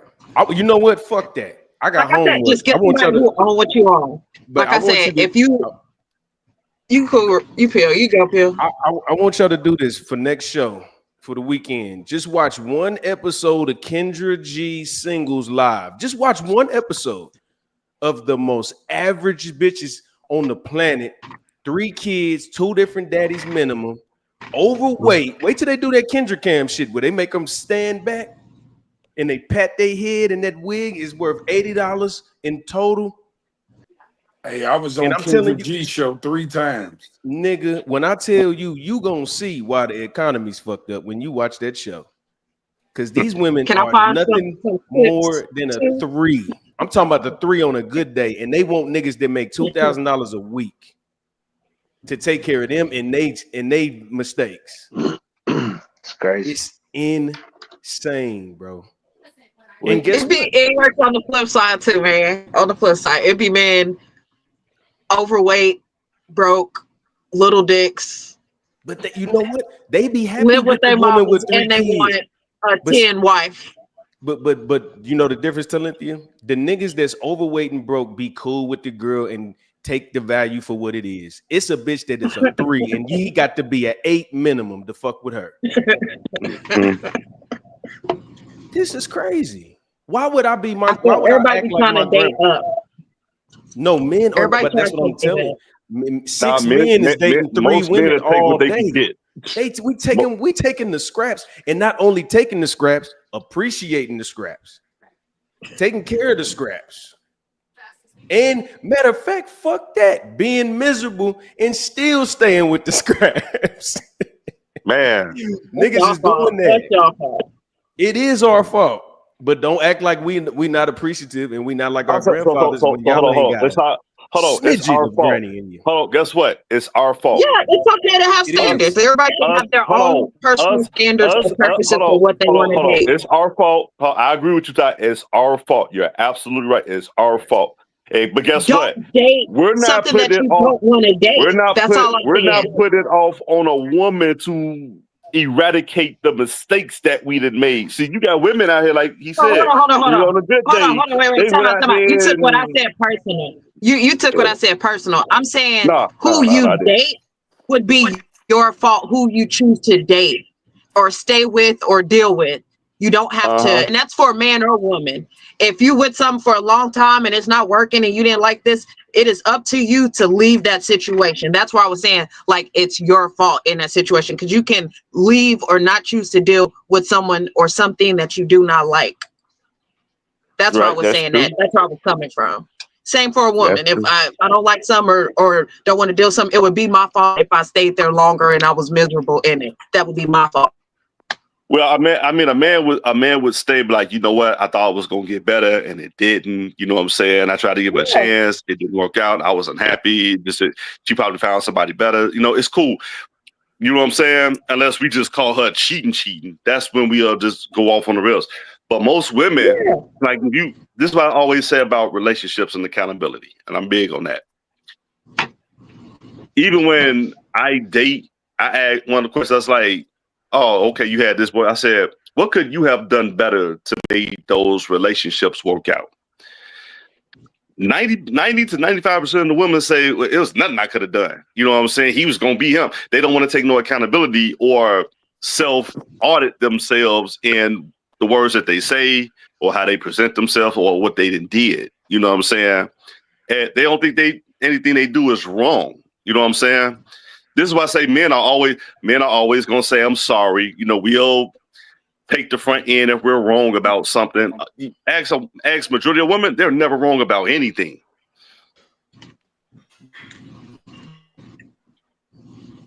I'll probably agree with some of that, because in a lot of my relationships that it didn't end because we were cheating or it was bad things. I realized like, hey, we were on different paths. So like, hey, I'm gonna let you go your way and I'm gonna go my way. But when I let something go, it's not all right. What could I have done? Like it just, and this is just how like I know my views on relationships and people are different. Like, hey, we was together during that season. Now we branching back off into our own spaces. So it's not always like you wrong, I was wrong, or no lack of accountability. Sometimes things just don't work out because you're not a good fit. And we realize, hey, we different pieces on different puzzles, so we gotta go. And that's okay. But how it ain't often always is gotta that, be a though? reason or See, that's the thing. See, Talithia, we learning about you tonight, goddammit. You will find every unique situation. If you ask any girl on this, like when I sit on the show with all women, how many relationships you had? 10. How many you left? 9, 8, 7. Always on the up end, but now it's mutual all of a sudden. It's not mutual. Women run when they not happy. And that's just a fact that we got to live with instead of trying to cope and make excuses for the shit.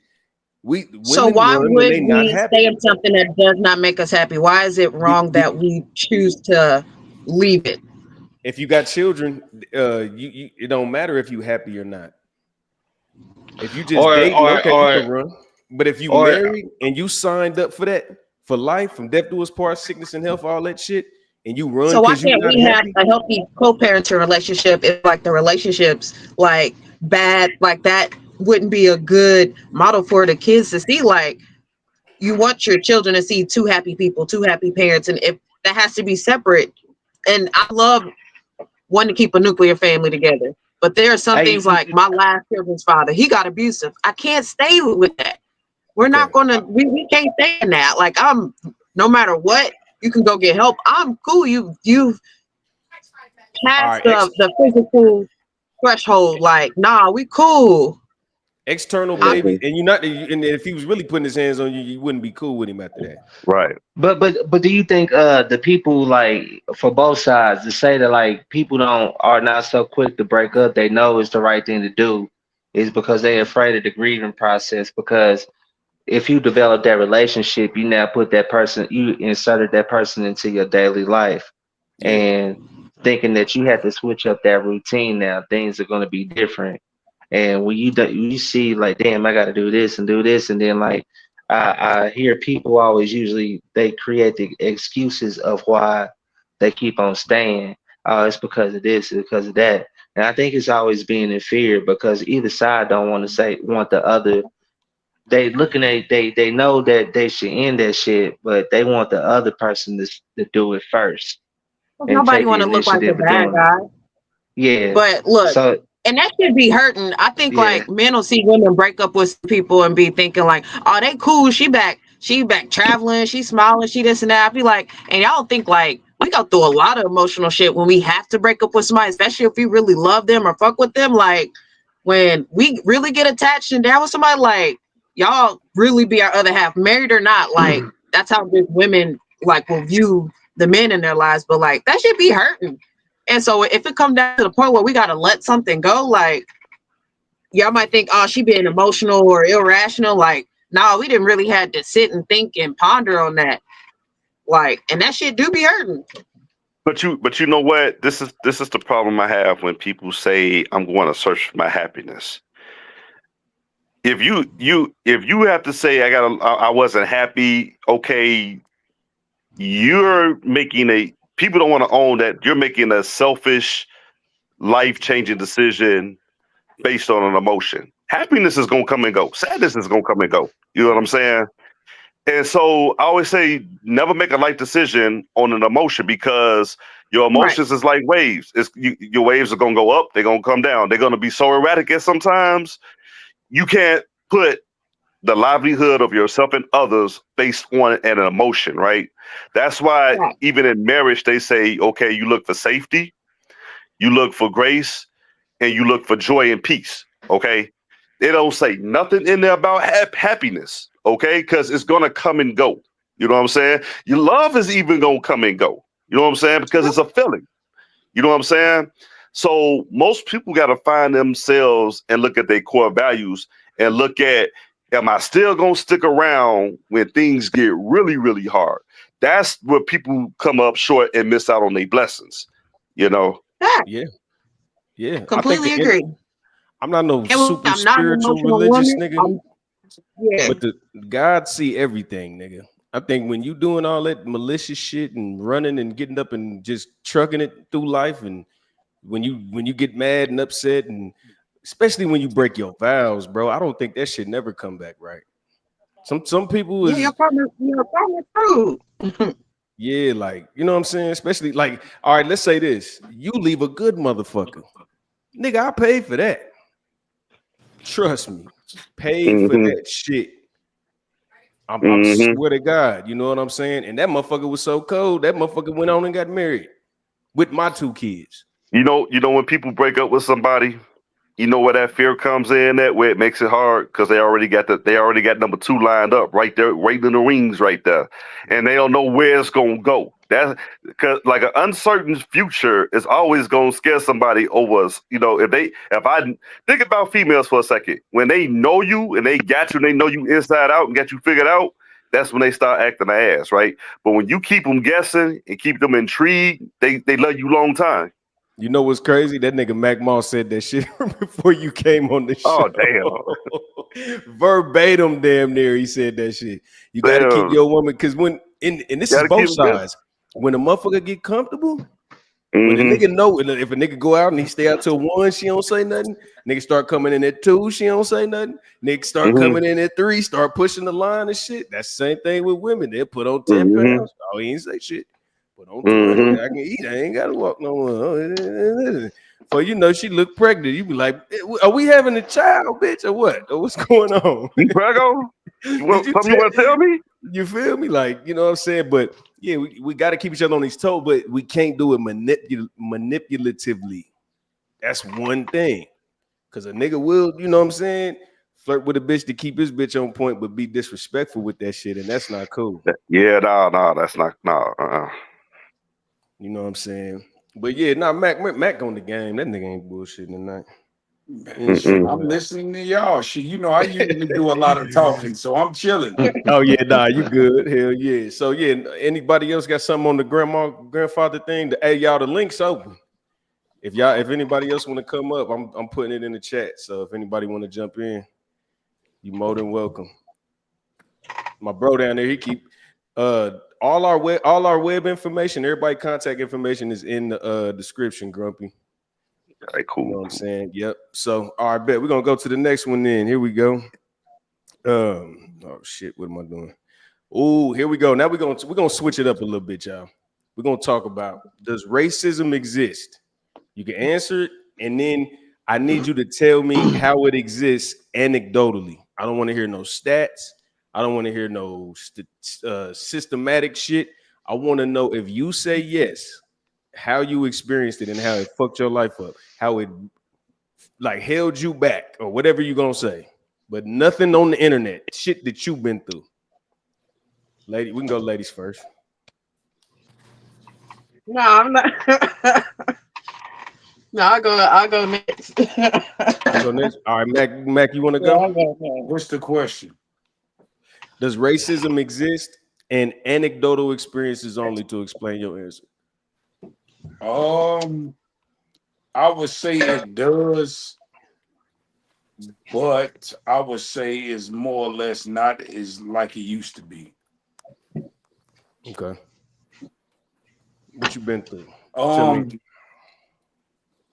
As far as racism go, like I feel like when you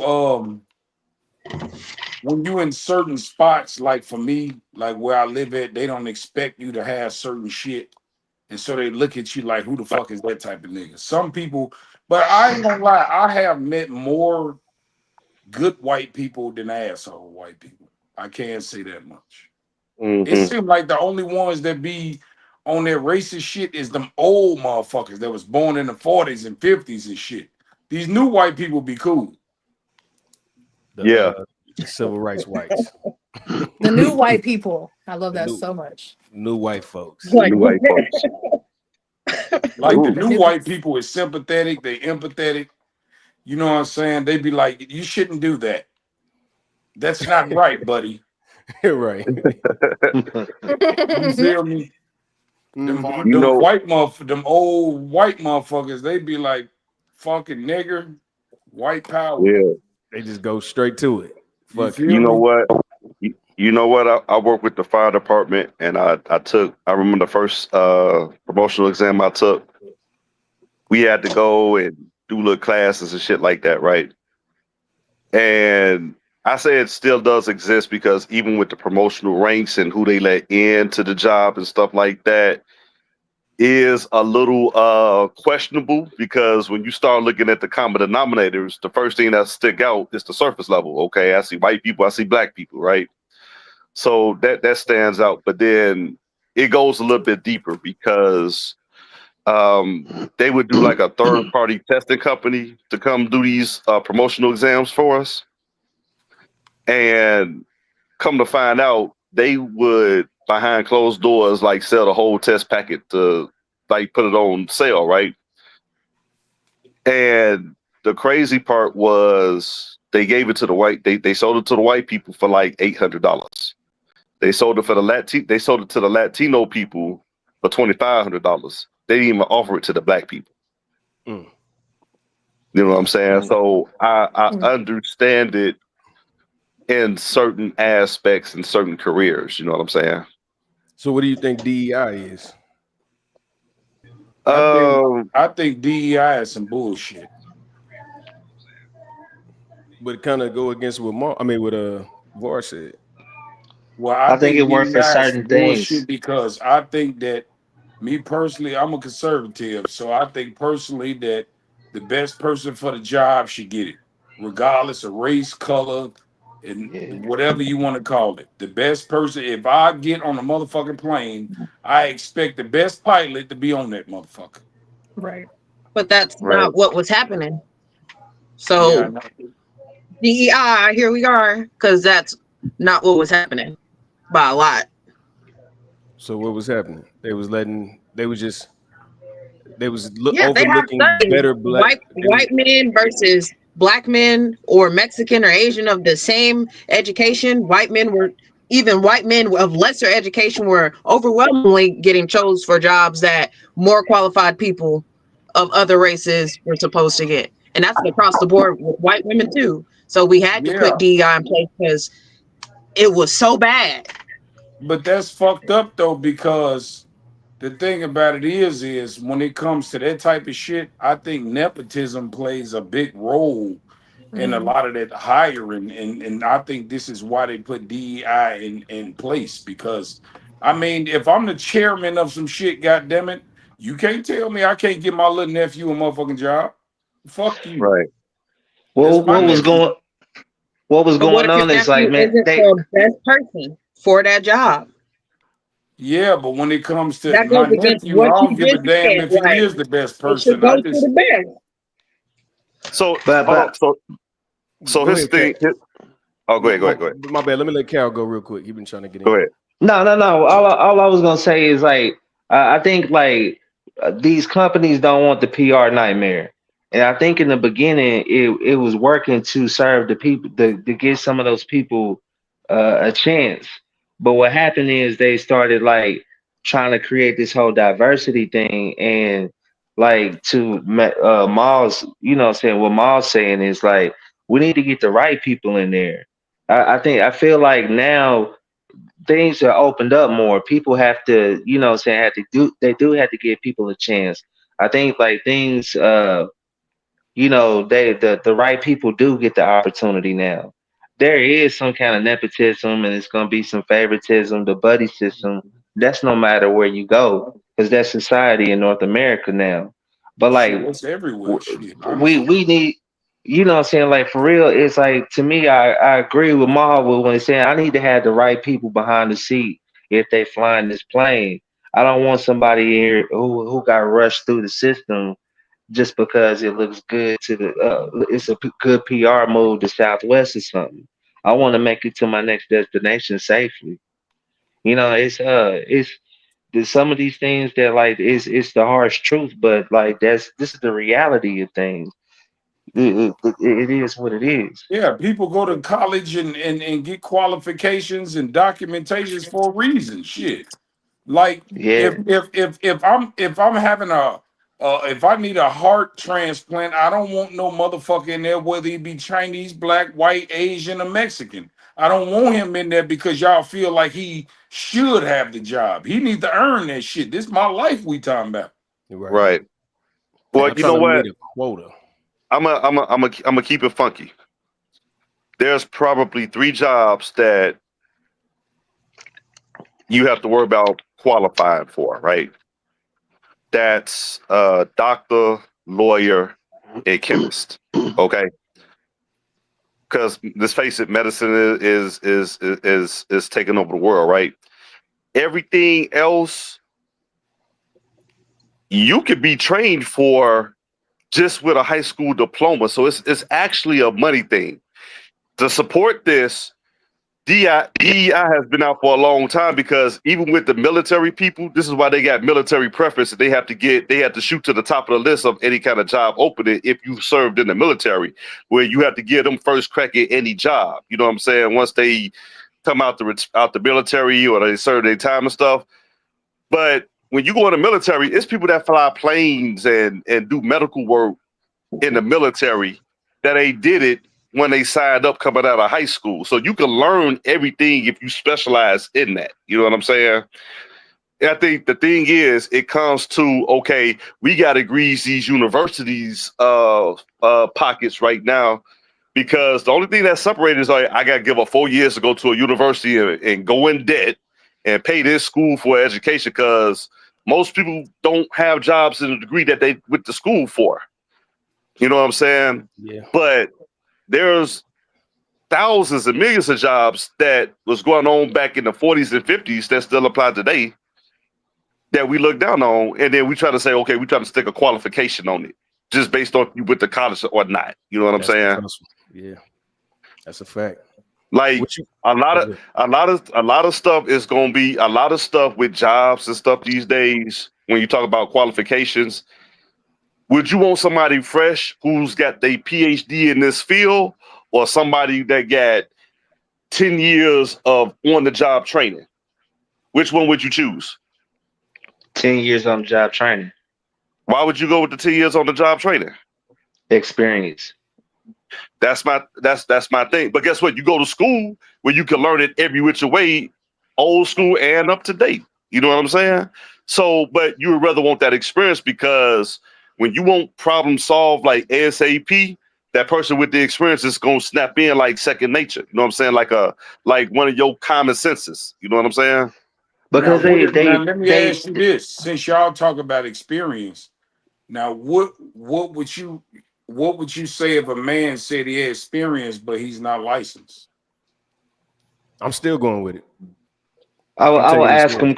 I would say this: like I will ask certain questions, and like give an example. And to me, I can determine if that from there, like their experience, if they give me an example of what they dealt with, a good situation and a bad situation, that can better determine if this person is really skilled in what they do. Right. And you got to look at it, whatever the job is what's the margin for error? Like truck drivers, you hit a pole or two, you done. They're gonna revoke your shit. Right. You can't have no margin for error 3 miles in the air or whatever. But you know what? To answer Maul's question, that number one, that's a money thing, because that's a money and liability thing. Okay, because they make the license a bond, because it's like, am I gonna come after this individual, or am I going to go after the city because this is where the city wants to get their piece of the pie and stuff into it, because you have to pull permits, you got to do all this other stuff to get certain jobs done, so it becomes a liability issue, right? As opposed to, I can have the experience but just be doing some side work. You know what I'm saying? It doesn't make me any less qualified to do it. I'm just trying to do something on the side to make some extra money, you know? Type time. Amir, what you think? You ain't weighed in yet. I apologize because I was I'm here at work, y'all, you know, so I was wrapping up some paperwork and stuff. But what was the actual question for this one? As far as we actually got into the racism thing, how does it right? How does it affect you anecdotally, not like by stats or like systematic racism? Like if you've experienced it, what is you know what I mean? You personally, if you believe it exists. You know, some people say that racism only exists for Black people. And so some people's belief is that. So if you're somebody who believes that racism only exists for Black people, then I've never experienced racism. But if you're somebody who believes that racism is like just people hating somebody because of the color of their skin, then yes, I've experienced that before. Traveling internationally and touring internationally, there are people in Ghana and other parts of the world who absolutely hate white people. And so I've been said lots of different like really bad words over there and talked, you know, extremely bad to by people over there because I'm white, which I'm not fully white, of course, but they don't know that because they're in Africa. So with that being said, I'm just walking through the streets and I'm getting called, you know, names in their language. And when I was, you know, inquiring what these names meant, it's very racist stuff. So if you're a person who believes that racism is just hate towards somebody's skin color, then sure, I've experienced that before. Not here in America, but somewhere else. Okay. And it truly gave me an insight as to what that looks like and feels like, for sure, I will say. Got you. Grumpy, what's up, homie? Hey, man. How you guys doing?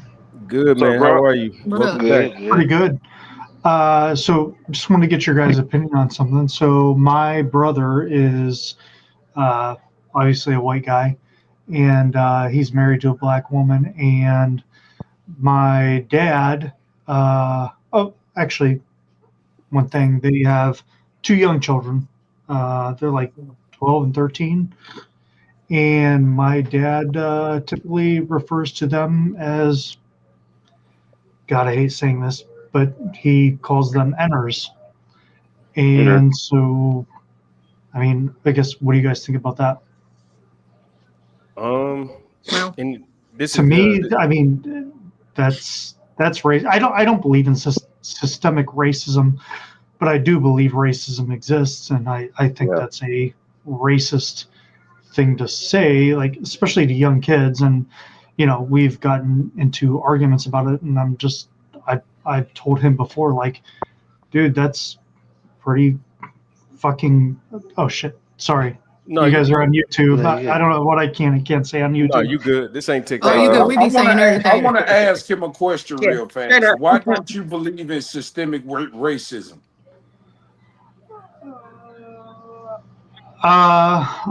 Because I don't think I think that the country has evolved to I mean, I don't know, I just don't believe in it, right? Like I think that we're at a certain state in this country where Mac, are you still there? What was that? Well, I mean, why you don't believe in it though? I mean, you say you don't know why, but why? Because there has to be a reason why you don't believe in it. Because I will say I'm with you. I don't believe in it neither, but I just want to hear where your view is coming from.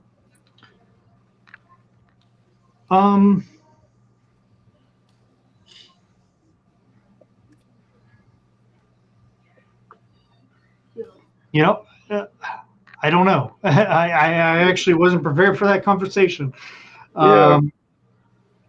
I just think that the country. You think the country's just fair?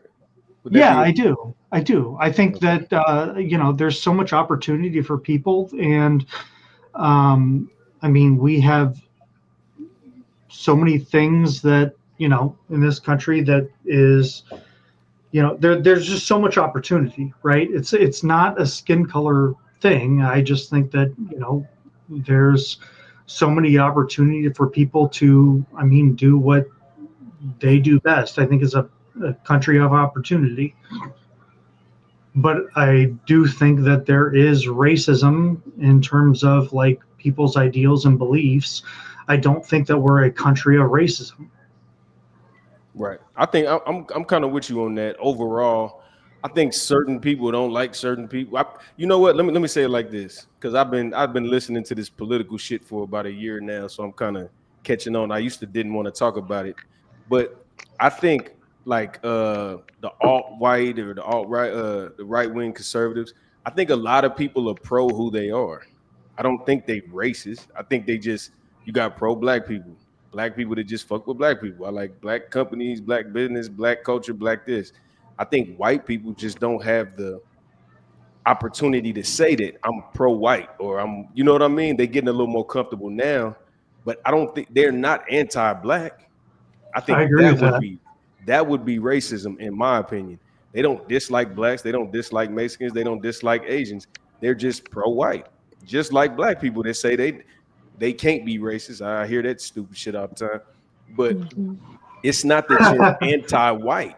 It's just that you're pro-black. You know what I mean? And I think we get these things confused. And when we had these conversations, I love the dialogue. That's kind of why I started this. I'm glad you came up, Grumpy, because you if just looking at you and hearing you from a whole nother space. But we need that diversity. You know what I'm saying? To have these conversations. But so I feel like talking about systemic racism is, I think people are looking at it like it had to be a certain group of people who were, their main point was to purposely go out and do this. I don't think it's that. I think things happen like redlining, like the Homestead Act that didn't include black people getting land. It included Irish and white, like things of the Jim Crow era, things like the bombing in Tulsa, things that just happen to disproportionately affect a certain group of people, and it kept getting voted into and pushed and passed along. So that's where the systemic racism comes from. Like, all these systems, they all tied together, and the main focus was to put a certain group of people at a disadvantage compared to the majority. So that's where the systemic racism come from. And as far as like racism in general, I can't tell you as a dark-skinned black woman, like how many times I done been called a nigger by white people just because I'm out in Ottawa at a store and they looking at me crazy. I can't tell you how many times I done been followed through a store downtown because I'm black and everybody else is white. I done got pulled over and the cop then literally told me, "What you doing here? You don't belong here." Because I'm in the Waldo area trying to go to the nice grocery store. So now I'm getting over in my motherfucking driveway. I didn't got pulled over on the side of the highway because he asking the driver, which happened to be a black man, he had a nice car, it was a Mercedes, and he like, "How you get this car? What you do for a living?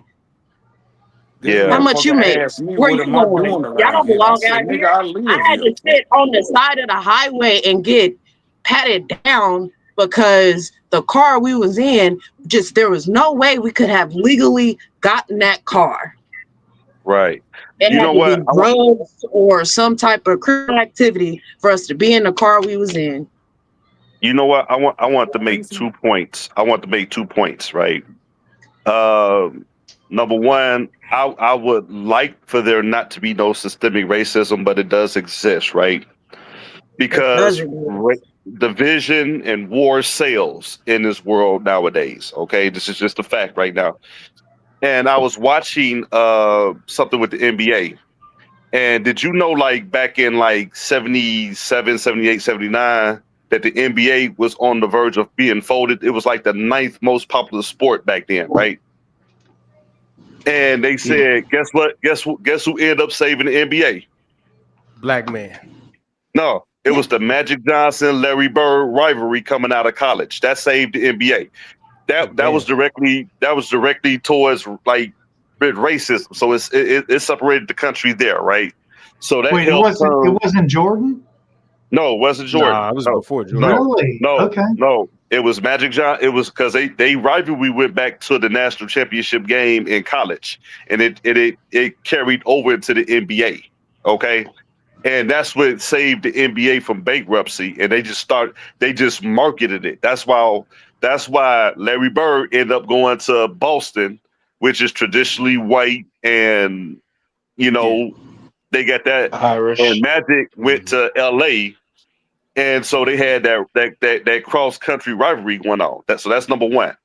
Number two, it's a movie that came out called American Skin. I don't know if you guys ever seen that. American Skin. American Skin. I think me personally, I think that movie should have got an Oscar. It was about a guy. He was teaching his son how to drive. Got pulled over by the police. They was being a little excessive. His son pulls out a cell phone. Police officer shoots his son, kills his son, right? Yeah. He's ex-Marine. He goes and he takes over everybody hostage in the police station, right? Mhm. And so he had all the police officers handcuffed. He said, okay, we're gonna treat this like a real court system. So I think he got somebody to be the judge, and he opened up all the prisons up. People, he let the prisoners in the jails out, and they was the jury. You know what I'm saying? And the police officers was like, this is so unfair. And he was like, they was trying to give you a different perspective of how we view each other when, you know what I'm saying, when they say it ain't no fun when the rabbit got the gun. Facts. So when they flip that whole dynamic, then you start hearing all the state of the cases of how we got a lot in common, but we choose not to see it. You know what I'm saying? But I urge everybody to watch that movie, American Skin. Amari Hardwick plays in it too. So Okay. So I'll say something even more recent. So when it comes to systemic racism, so I'm gonna just one topic, our education system. So it was laws in place when it came to redlining and say, hey, you can discriminate against these people based off these different things, their color, their name, where they come from. That was a law put in place, which affects what? Property values, taxes, which goes directly into our schools. So if you're not educated, what? You're not getting jobs, you're not progressing to higher education, you're staying stuck in poverty. When, if y'all look at our schools now, if you go to Lee Summit, we had a black superintendent. They had a town hall meeting saying, hey, this black person is letting too many black kids into our school system, and we don't like it. And if you check out schools, we got schools getting closed down every day in our neighborhood. But if you go to Leawood or Overland Park, they state-of-the-art systems. Kids are learning HVAC. They learn how to be mechanics. They learning carpentry and trades. They got brand new state-of-the-art computer labs. They got chemistry sets and all this other stuff. And we got classes shutting down in schools. They're turning into condos over here.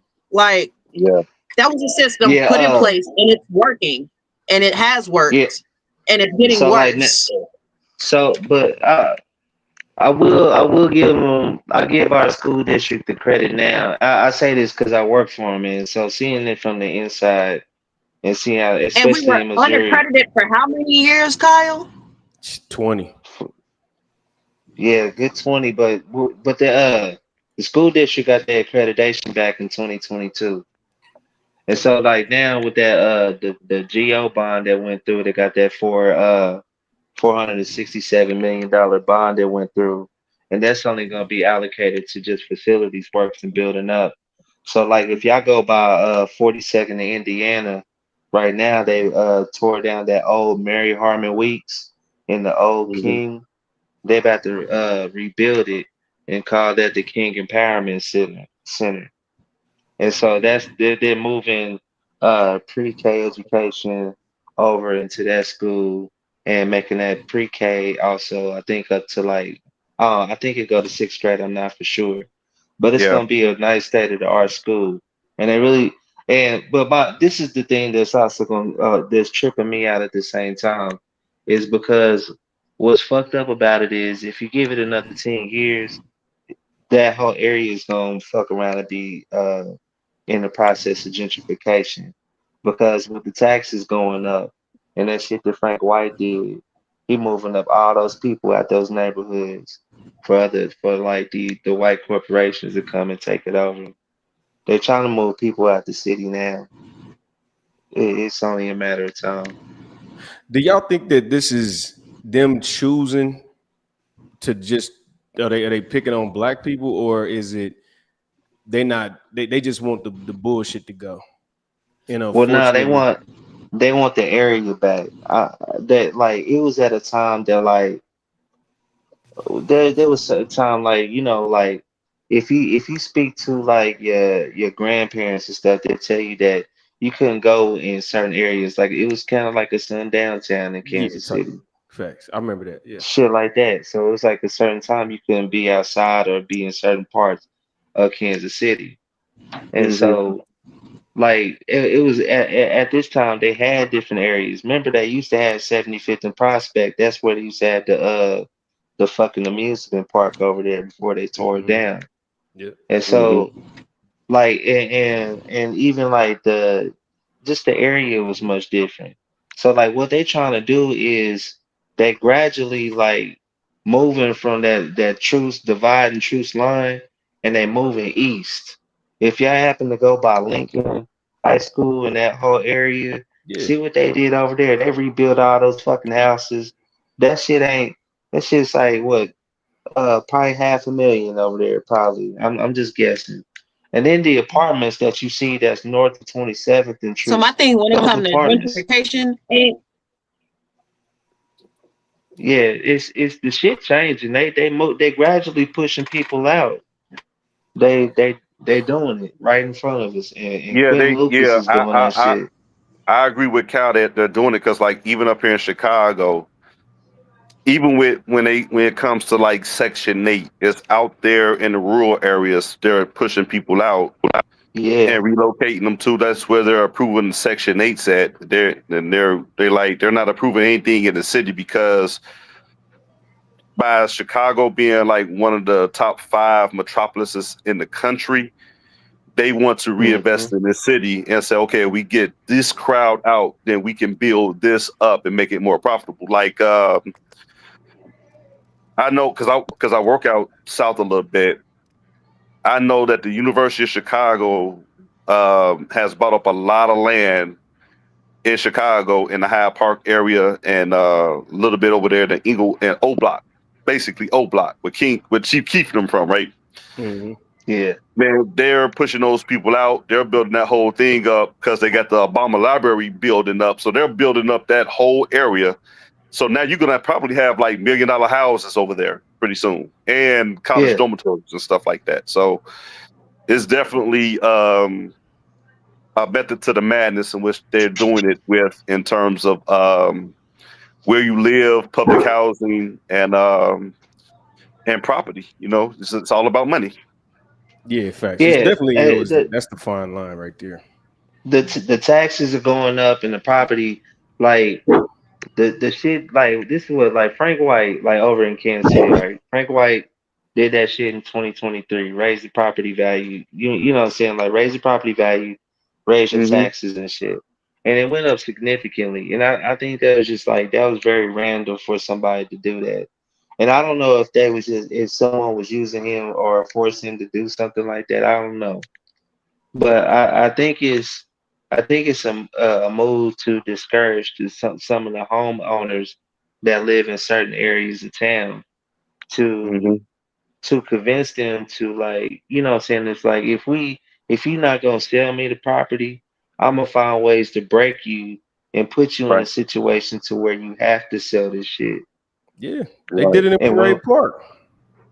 yeah, They, they did that shit in my neighborhood, bro. I know what you're talking about.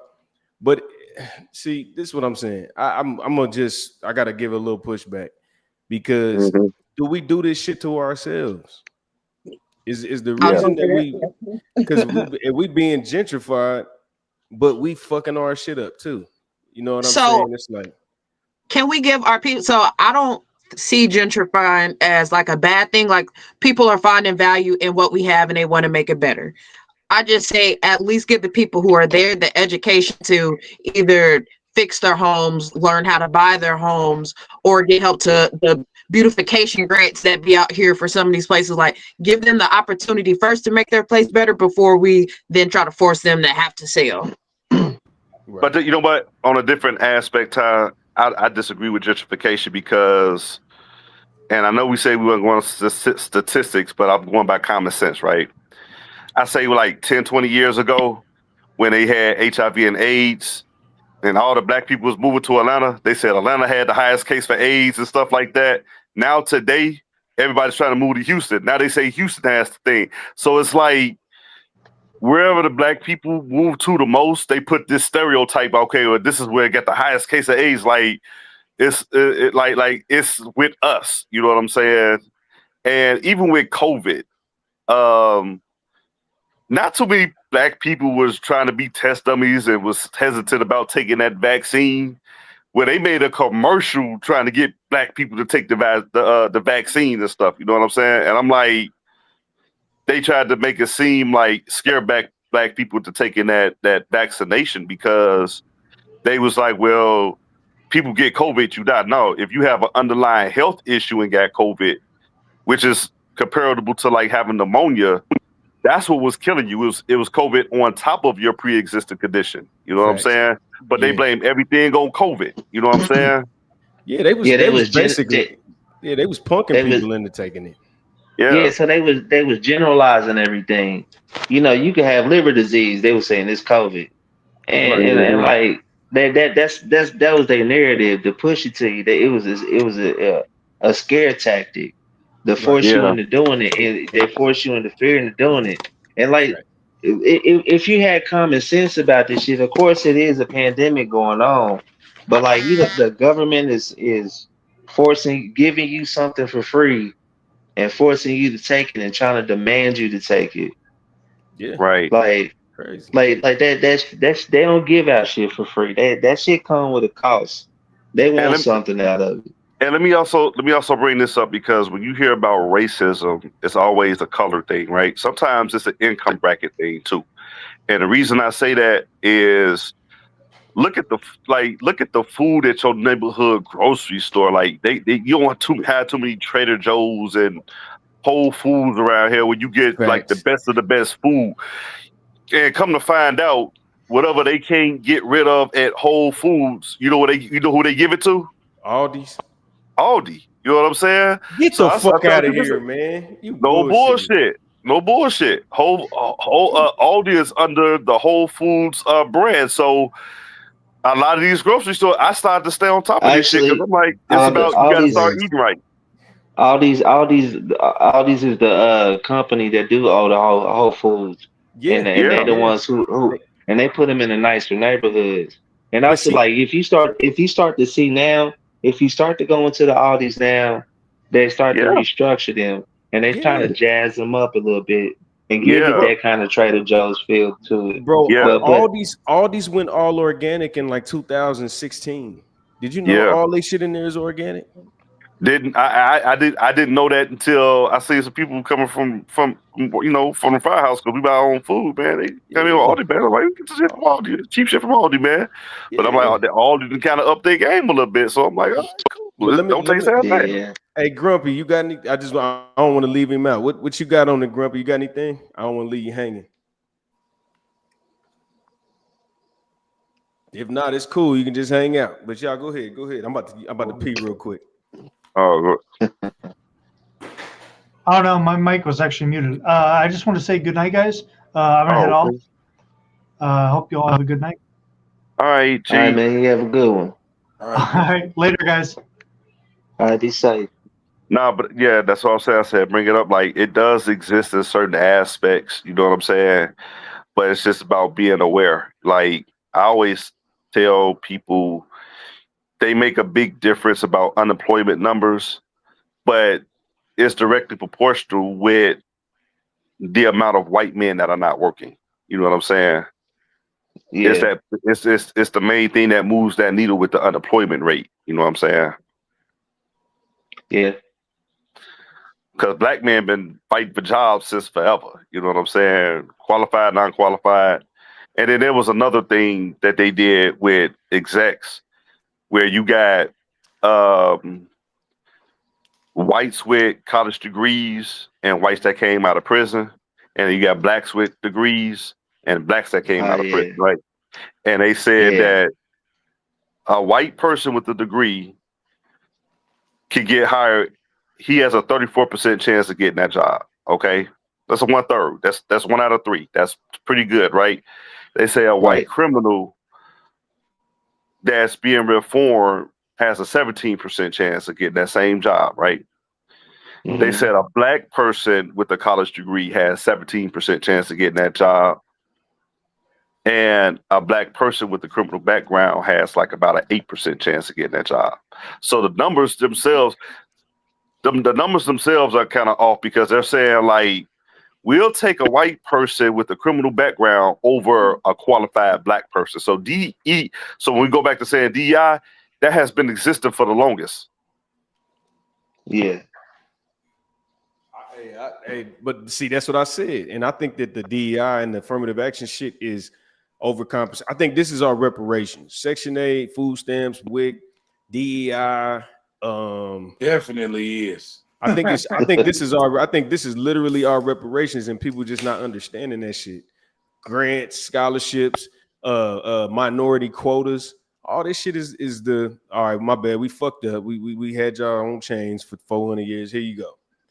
But they not gonna just give niggas $100,000 at a time because they know they gonna give it back. They know that shit. And then guess what? After every nigga blow their reparations, you know what they gonna say? That wasn't enough. Yeah, Man, for I real. think. Cadillac You know what? Hey, I'm gonna be honest with you. I think them PPP loans was our reparations. That's part of it. That's part of it. That's all Hey, part man, of that shit. like I think, man, like for real, like if people can like learn and have the knowledge to like, because I see so many people get like big lump sums of money, like 100,000, a million here, like a millionaire, and like motherfuckers always get that money and never think to buy land, Right. Yeah. like own property, and they get everything else.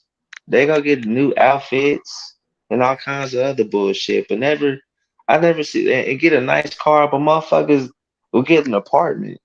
They go get you like buy some land or some But, shit like that. but you know what it is though, Cal? It's because it's not nothing they can see benefit in. They like, all right, now what? After I get the land, now what? What do I do with Sit it? on that motherfucker. Sit. They don't Build. even know. Like you gotta, and like a lot of the land that's for sale be in the most random places. And if they had it, I mean, you gotta know. You gotta build you a house on that motherfucker. You gotta turn it into a parking lot close to an event space and charge. You know what I'm saying? Like they don't know. And like that, Man, and having land is the ability. See, you might only have an acre, but nigga, you can go up as high as you want to. I don't know if they got city limits on how high you can go up.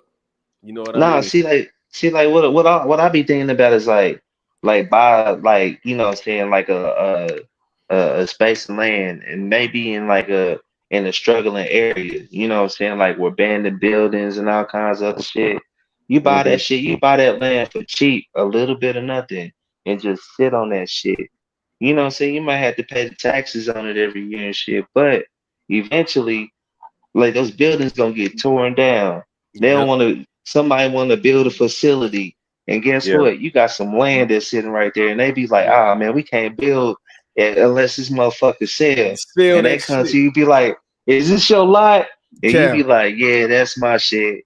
And they was like, Cal, What's that?" bro. Where I stay right here, I'm downtown in the lofts, nigga.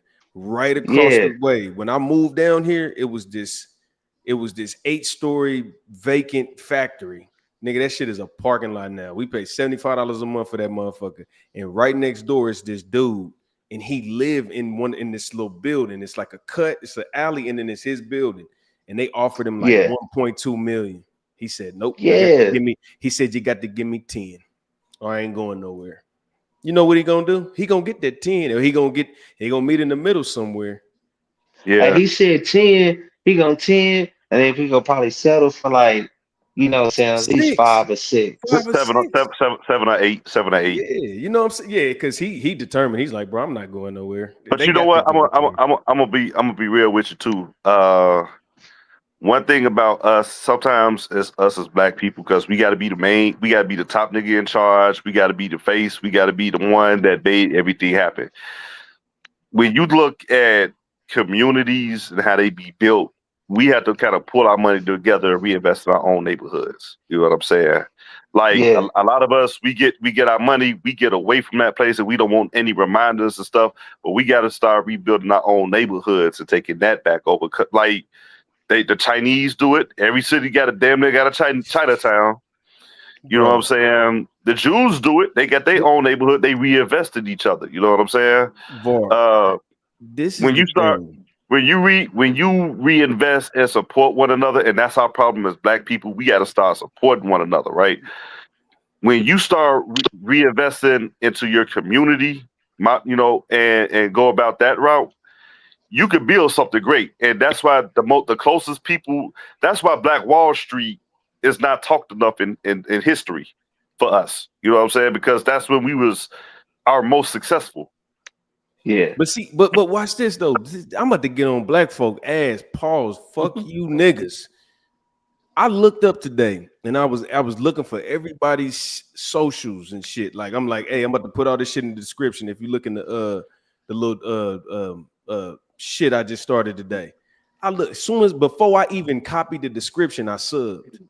Nigga, we can't even get to the point where we subbing. Niggas ain't even doing the free shit. We talking about coming together. Fuck all that. Don't even worry about that. Right. Asians, they go take doctrine tests. They go take tests to be fucking math, engineering, tech shit. They go take the test. Look, watch this. It'll be 100 questions. They'll send 20 people out to do the test. Ching memorized question 1 through 5. Ling memorized questions 6 through 10. Amina memorized question 1 through 15, all the way to 100, and they memorize that shit and they bring that shit to the hood, and then everybody go take the test. Now we all got it. All them fucking beauty supply stores, nigga, they all own all of them. So when they buying them motherfucking $400 weaves, these bitches be buying, they paying $2 a piece. Yeah. They paying $8 a piece for that shit because that's how they move. Man, look at all them fucking BPs and Amicos and all them little corners, them gas stations that sell chicken wings in that motherfucker. The 8-block radius, they own them all. Same fucking person, bro. Yeah. Hey, let me tell you what they did, man. Because I used to wire up their houses and hook up bootleg cable for this family back in the day. Bootleg All right. Man, the good days. All right. So they said they come over the mom and dad come over in the country over in New York. They get a cab and then they drive the cab for like 2 years nonstop. They even sleep in the cab. And they get a hotel here and a hotel there. They save up all that money and then they move to the Midwest where the cost of living is a whole lot cheaper. fucking third And they of go everywhere. buy a gas station. That's where they start get the gas station. Once they get the gas station locked in, they give it about 6 months. They already eating because people got to come get gas. And while they in there, you getting blunt snacks, all kinds of other shit. Throw an ATM in that motherfucker. You making some more money. So now they bring their family over. They they get a housing and all that other shit. They'll get like a fucked up house for a little bit of nothing. And so what they do is the motherfucker will buy a house for like a fucked up house for like $5,000, and they'll fix it up room by room by themselves when they not at the fucking gas station working. But at this point, they done got their family over here, and they on the fucking work. They on work visas, and they get to go to college for a discount because the government's paying that shit. While like the things they talking about for immigrants, them motherfuckers is getting a check. Some always heard like a $1,800 to $2,400 check a month just to come over to this country, and that's Right. each person that comes over. And so like they already eating off of that, and then they get discounts and shit. To go to college, these motherfuckers getting degrees and working at the gas station. and whatever extra money that they get, and they sending it back to their country. So then Yeah. they do all that shit. They eat. They get their whole degree and shit, and then they sell all the whatever shit they got and move back over to They their go country home. They go to and fuck live like home. King, and bro. live like kings. Yeah. They said they said $300 could get them like 3 cars and shit. That's a year And worth then of shit. Yeah. yeah, they said $500 could take care of like a couple houses and fill the fridges like feed everybody. I used to Yo, work with this man. I used to work with this dude named Fawad that like he did this shit while we worked together, and he sold all his houses and moved back over to Turkey and living like a motherfucking king. nigga got Man, Gucci y'all give me some bathrobe. ideas. No, Y'all no, give me no. some Listen, ideas. Seven After bro, this wives. $1 billion this, Powerball, I'm buying up Mexico. Goddamn it, hey, shit. nigga, you can buy a portion, a good portion. But let me tell you, bro, I had a Man, motherfucking manager.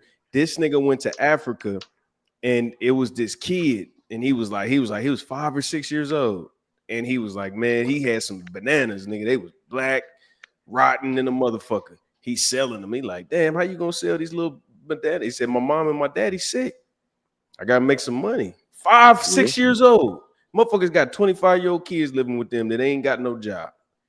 man. But you know what they did when the nigga gave him $1? The motherfucking police confiscated the dollar. Said you can't get them kids that kind of money. That's how much poverty they in over there, bro. That's fucked up. Crazy. Hey, police They was shaking them down. Took the nigga $1, man. That's crazy. Yep. Police was shaking them down, shaking them little kids down out they little What? dollars, man. Be ashamed of them themselves.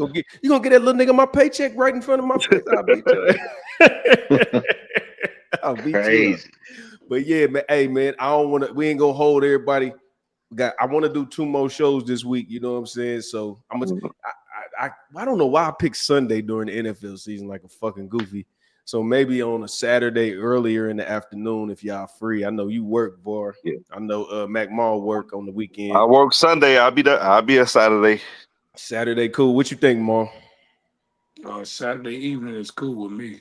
Saturday evening, okay, cool. And then Cal, I know this nigga's the city's engineer and shit for the events we be having. So, all right. Yeah, so I could be there, but shit. Yeah, I'll be there. I'm gonna wire up everybody's shit Friday, so I ain't got to do it on Saturday. So I'll be available. I bet. So yeah, man. Shout y'all shit out, man. And then we coming back later this week, y'all. All right, fully. All right, bro. All right, bro. All right, I'm Cal 10, man. Light skinned piece of shit. Why y'all leave Find them me on niggas? Facebook. Yeah, facts. Hey, them niggas, we ain't backstage yet, niggas. Where y'all go? With the show ain't over yet. Go ahead, Cal. Shout your shit out, man. I'll shout this shit out. No, man, Facebook Kyle Bab. Go ahead and follow me on there. Cal 10 Grande on Instagram. That was me leaving your mama's house the other day. So You feel me? yeah, that's just playing. The light-skinned leather Piece face, of nigga. shit. Shout out to my bro Cal 10. Appreciate y'all, man. Y'all already know, man. Justice League episode 6. It's not gonna stop. We only going crazier. Shout out to Mr. Grumpy, man. Appreciate you for coming. Try to come early. I'm gonna send you the info so you can know when we start.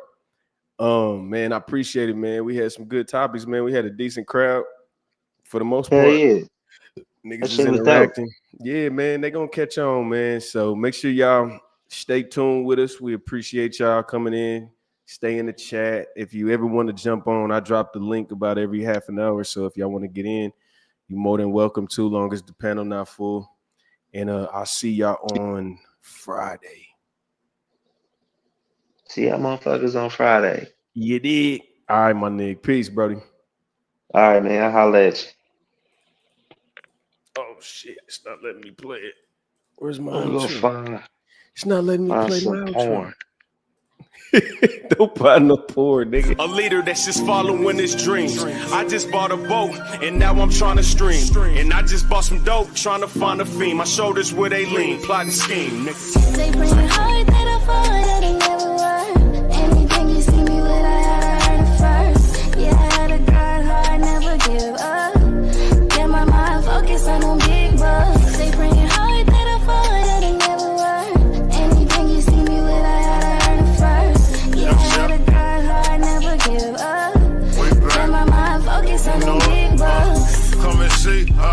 this so effortlessly. Step on suckers, then I go step on the key. It's 23, all I do is press start on the key. Shoot from the locker room, my nigga, I'm curried from 3. All nets with smoker cars and small vets. When I was working the block, we gave our small tests. Pieces free just to get the clientele built. Now me and Anti-Coon got the whole town lit.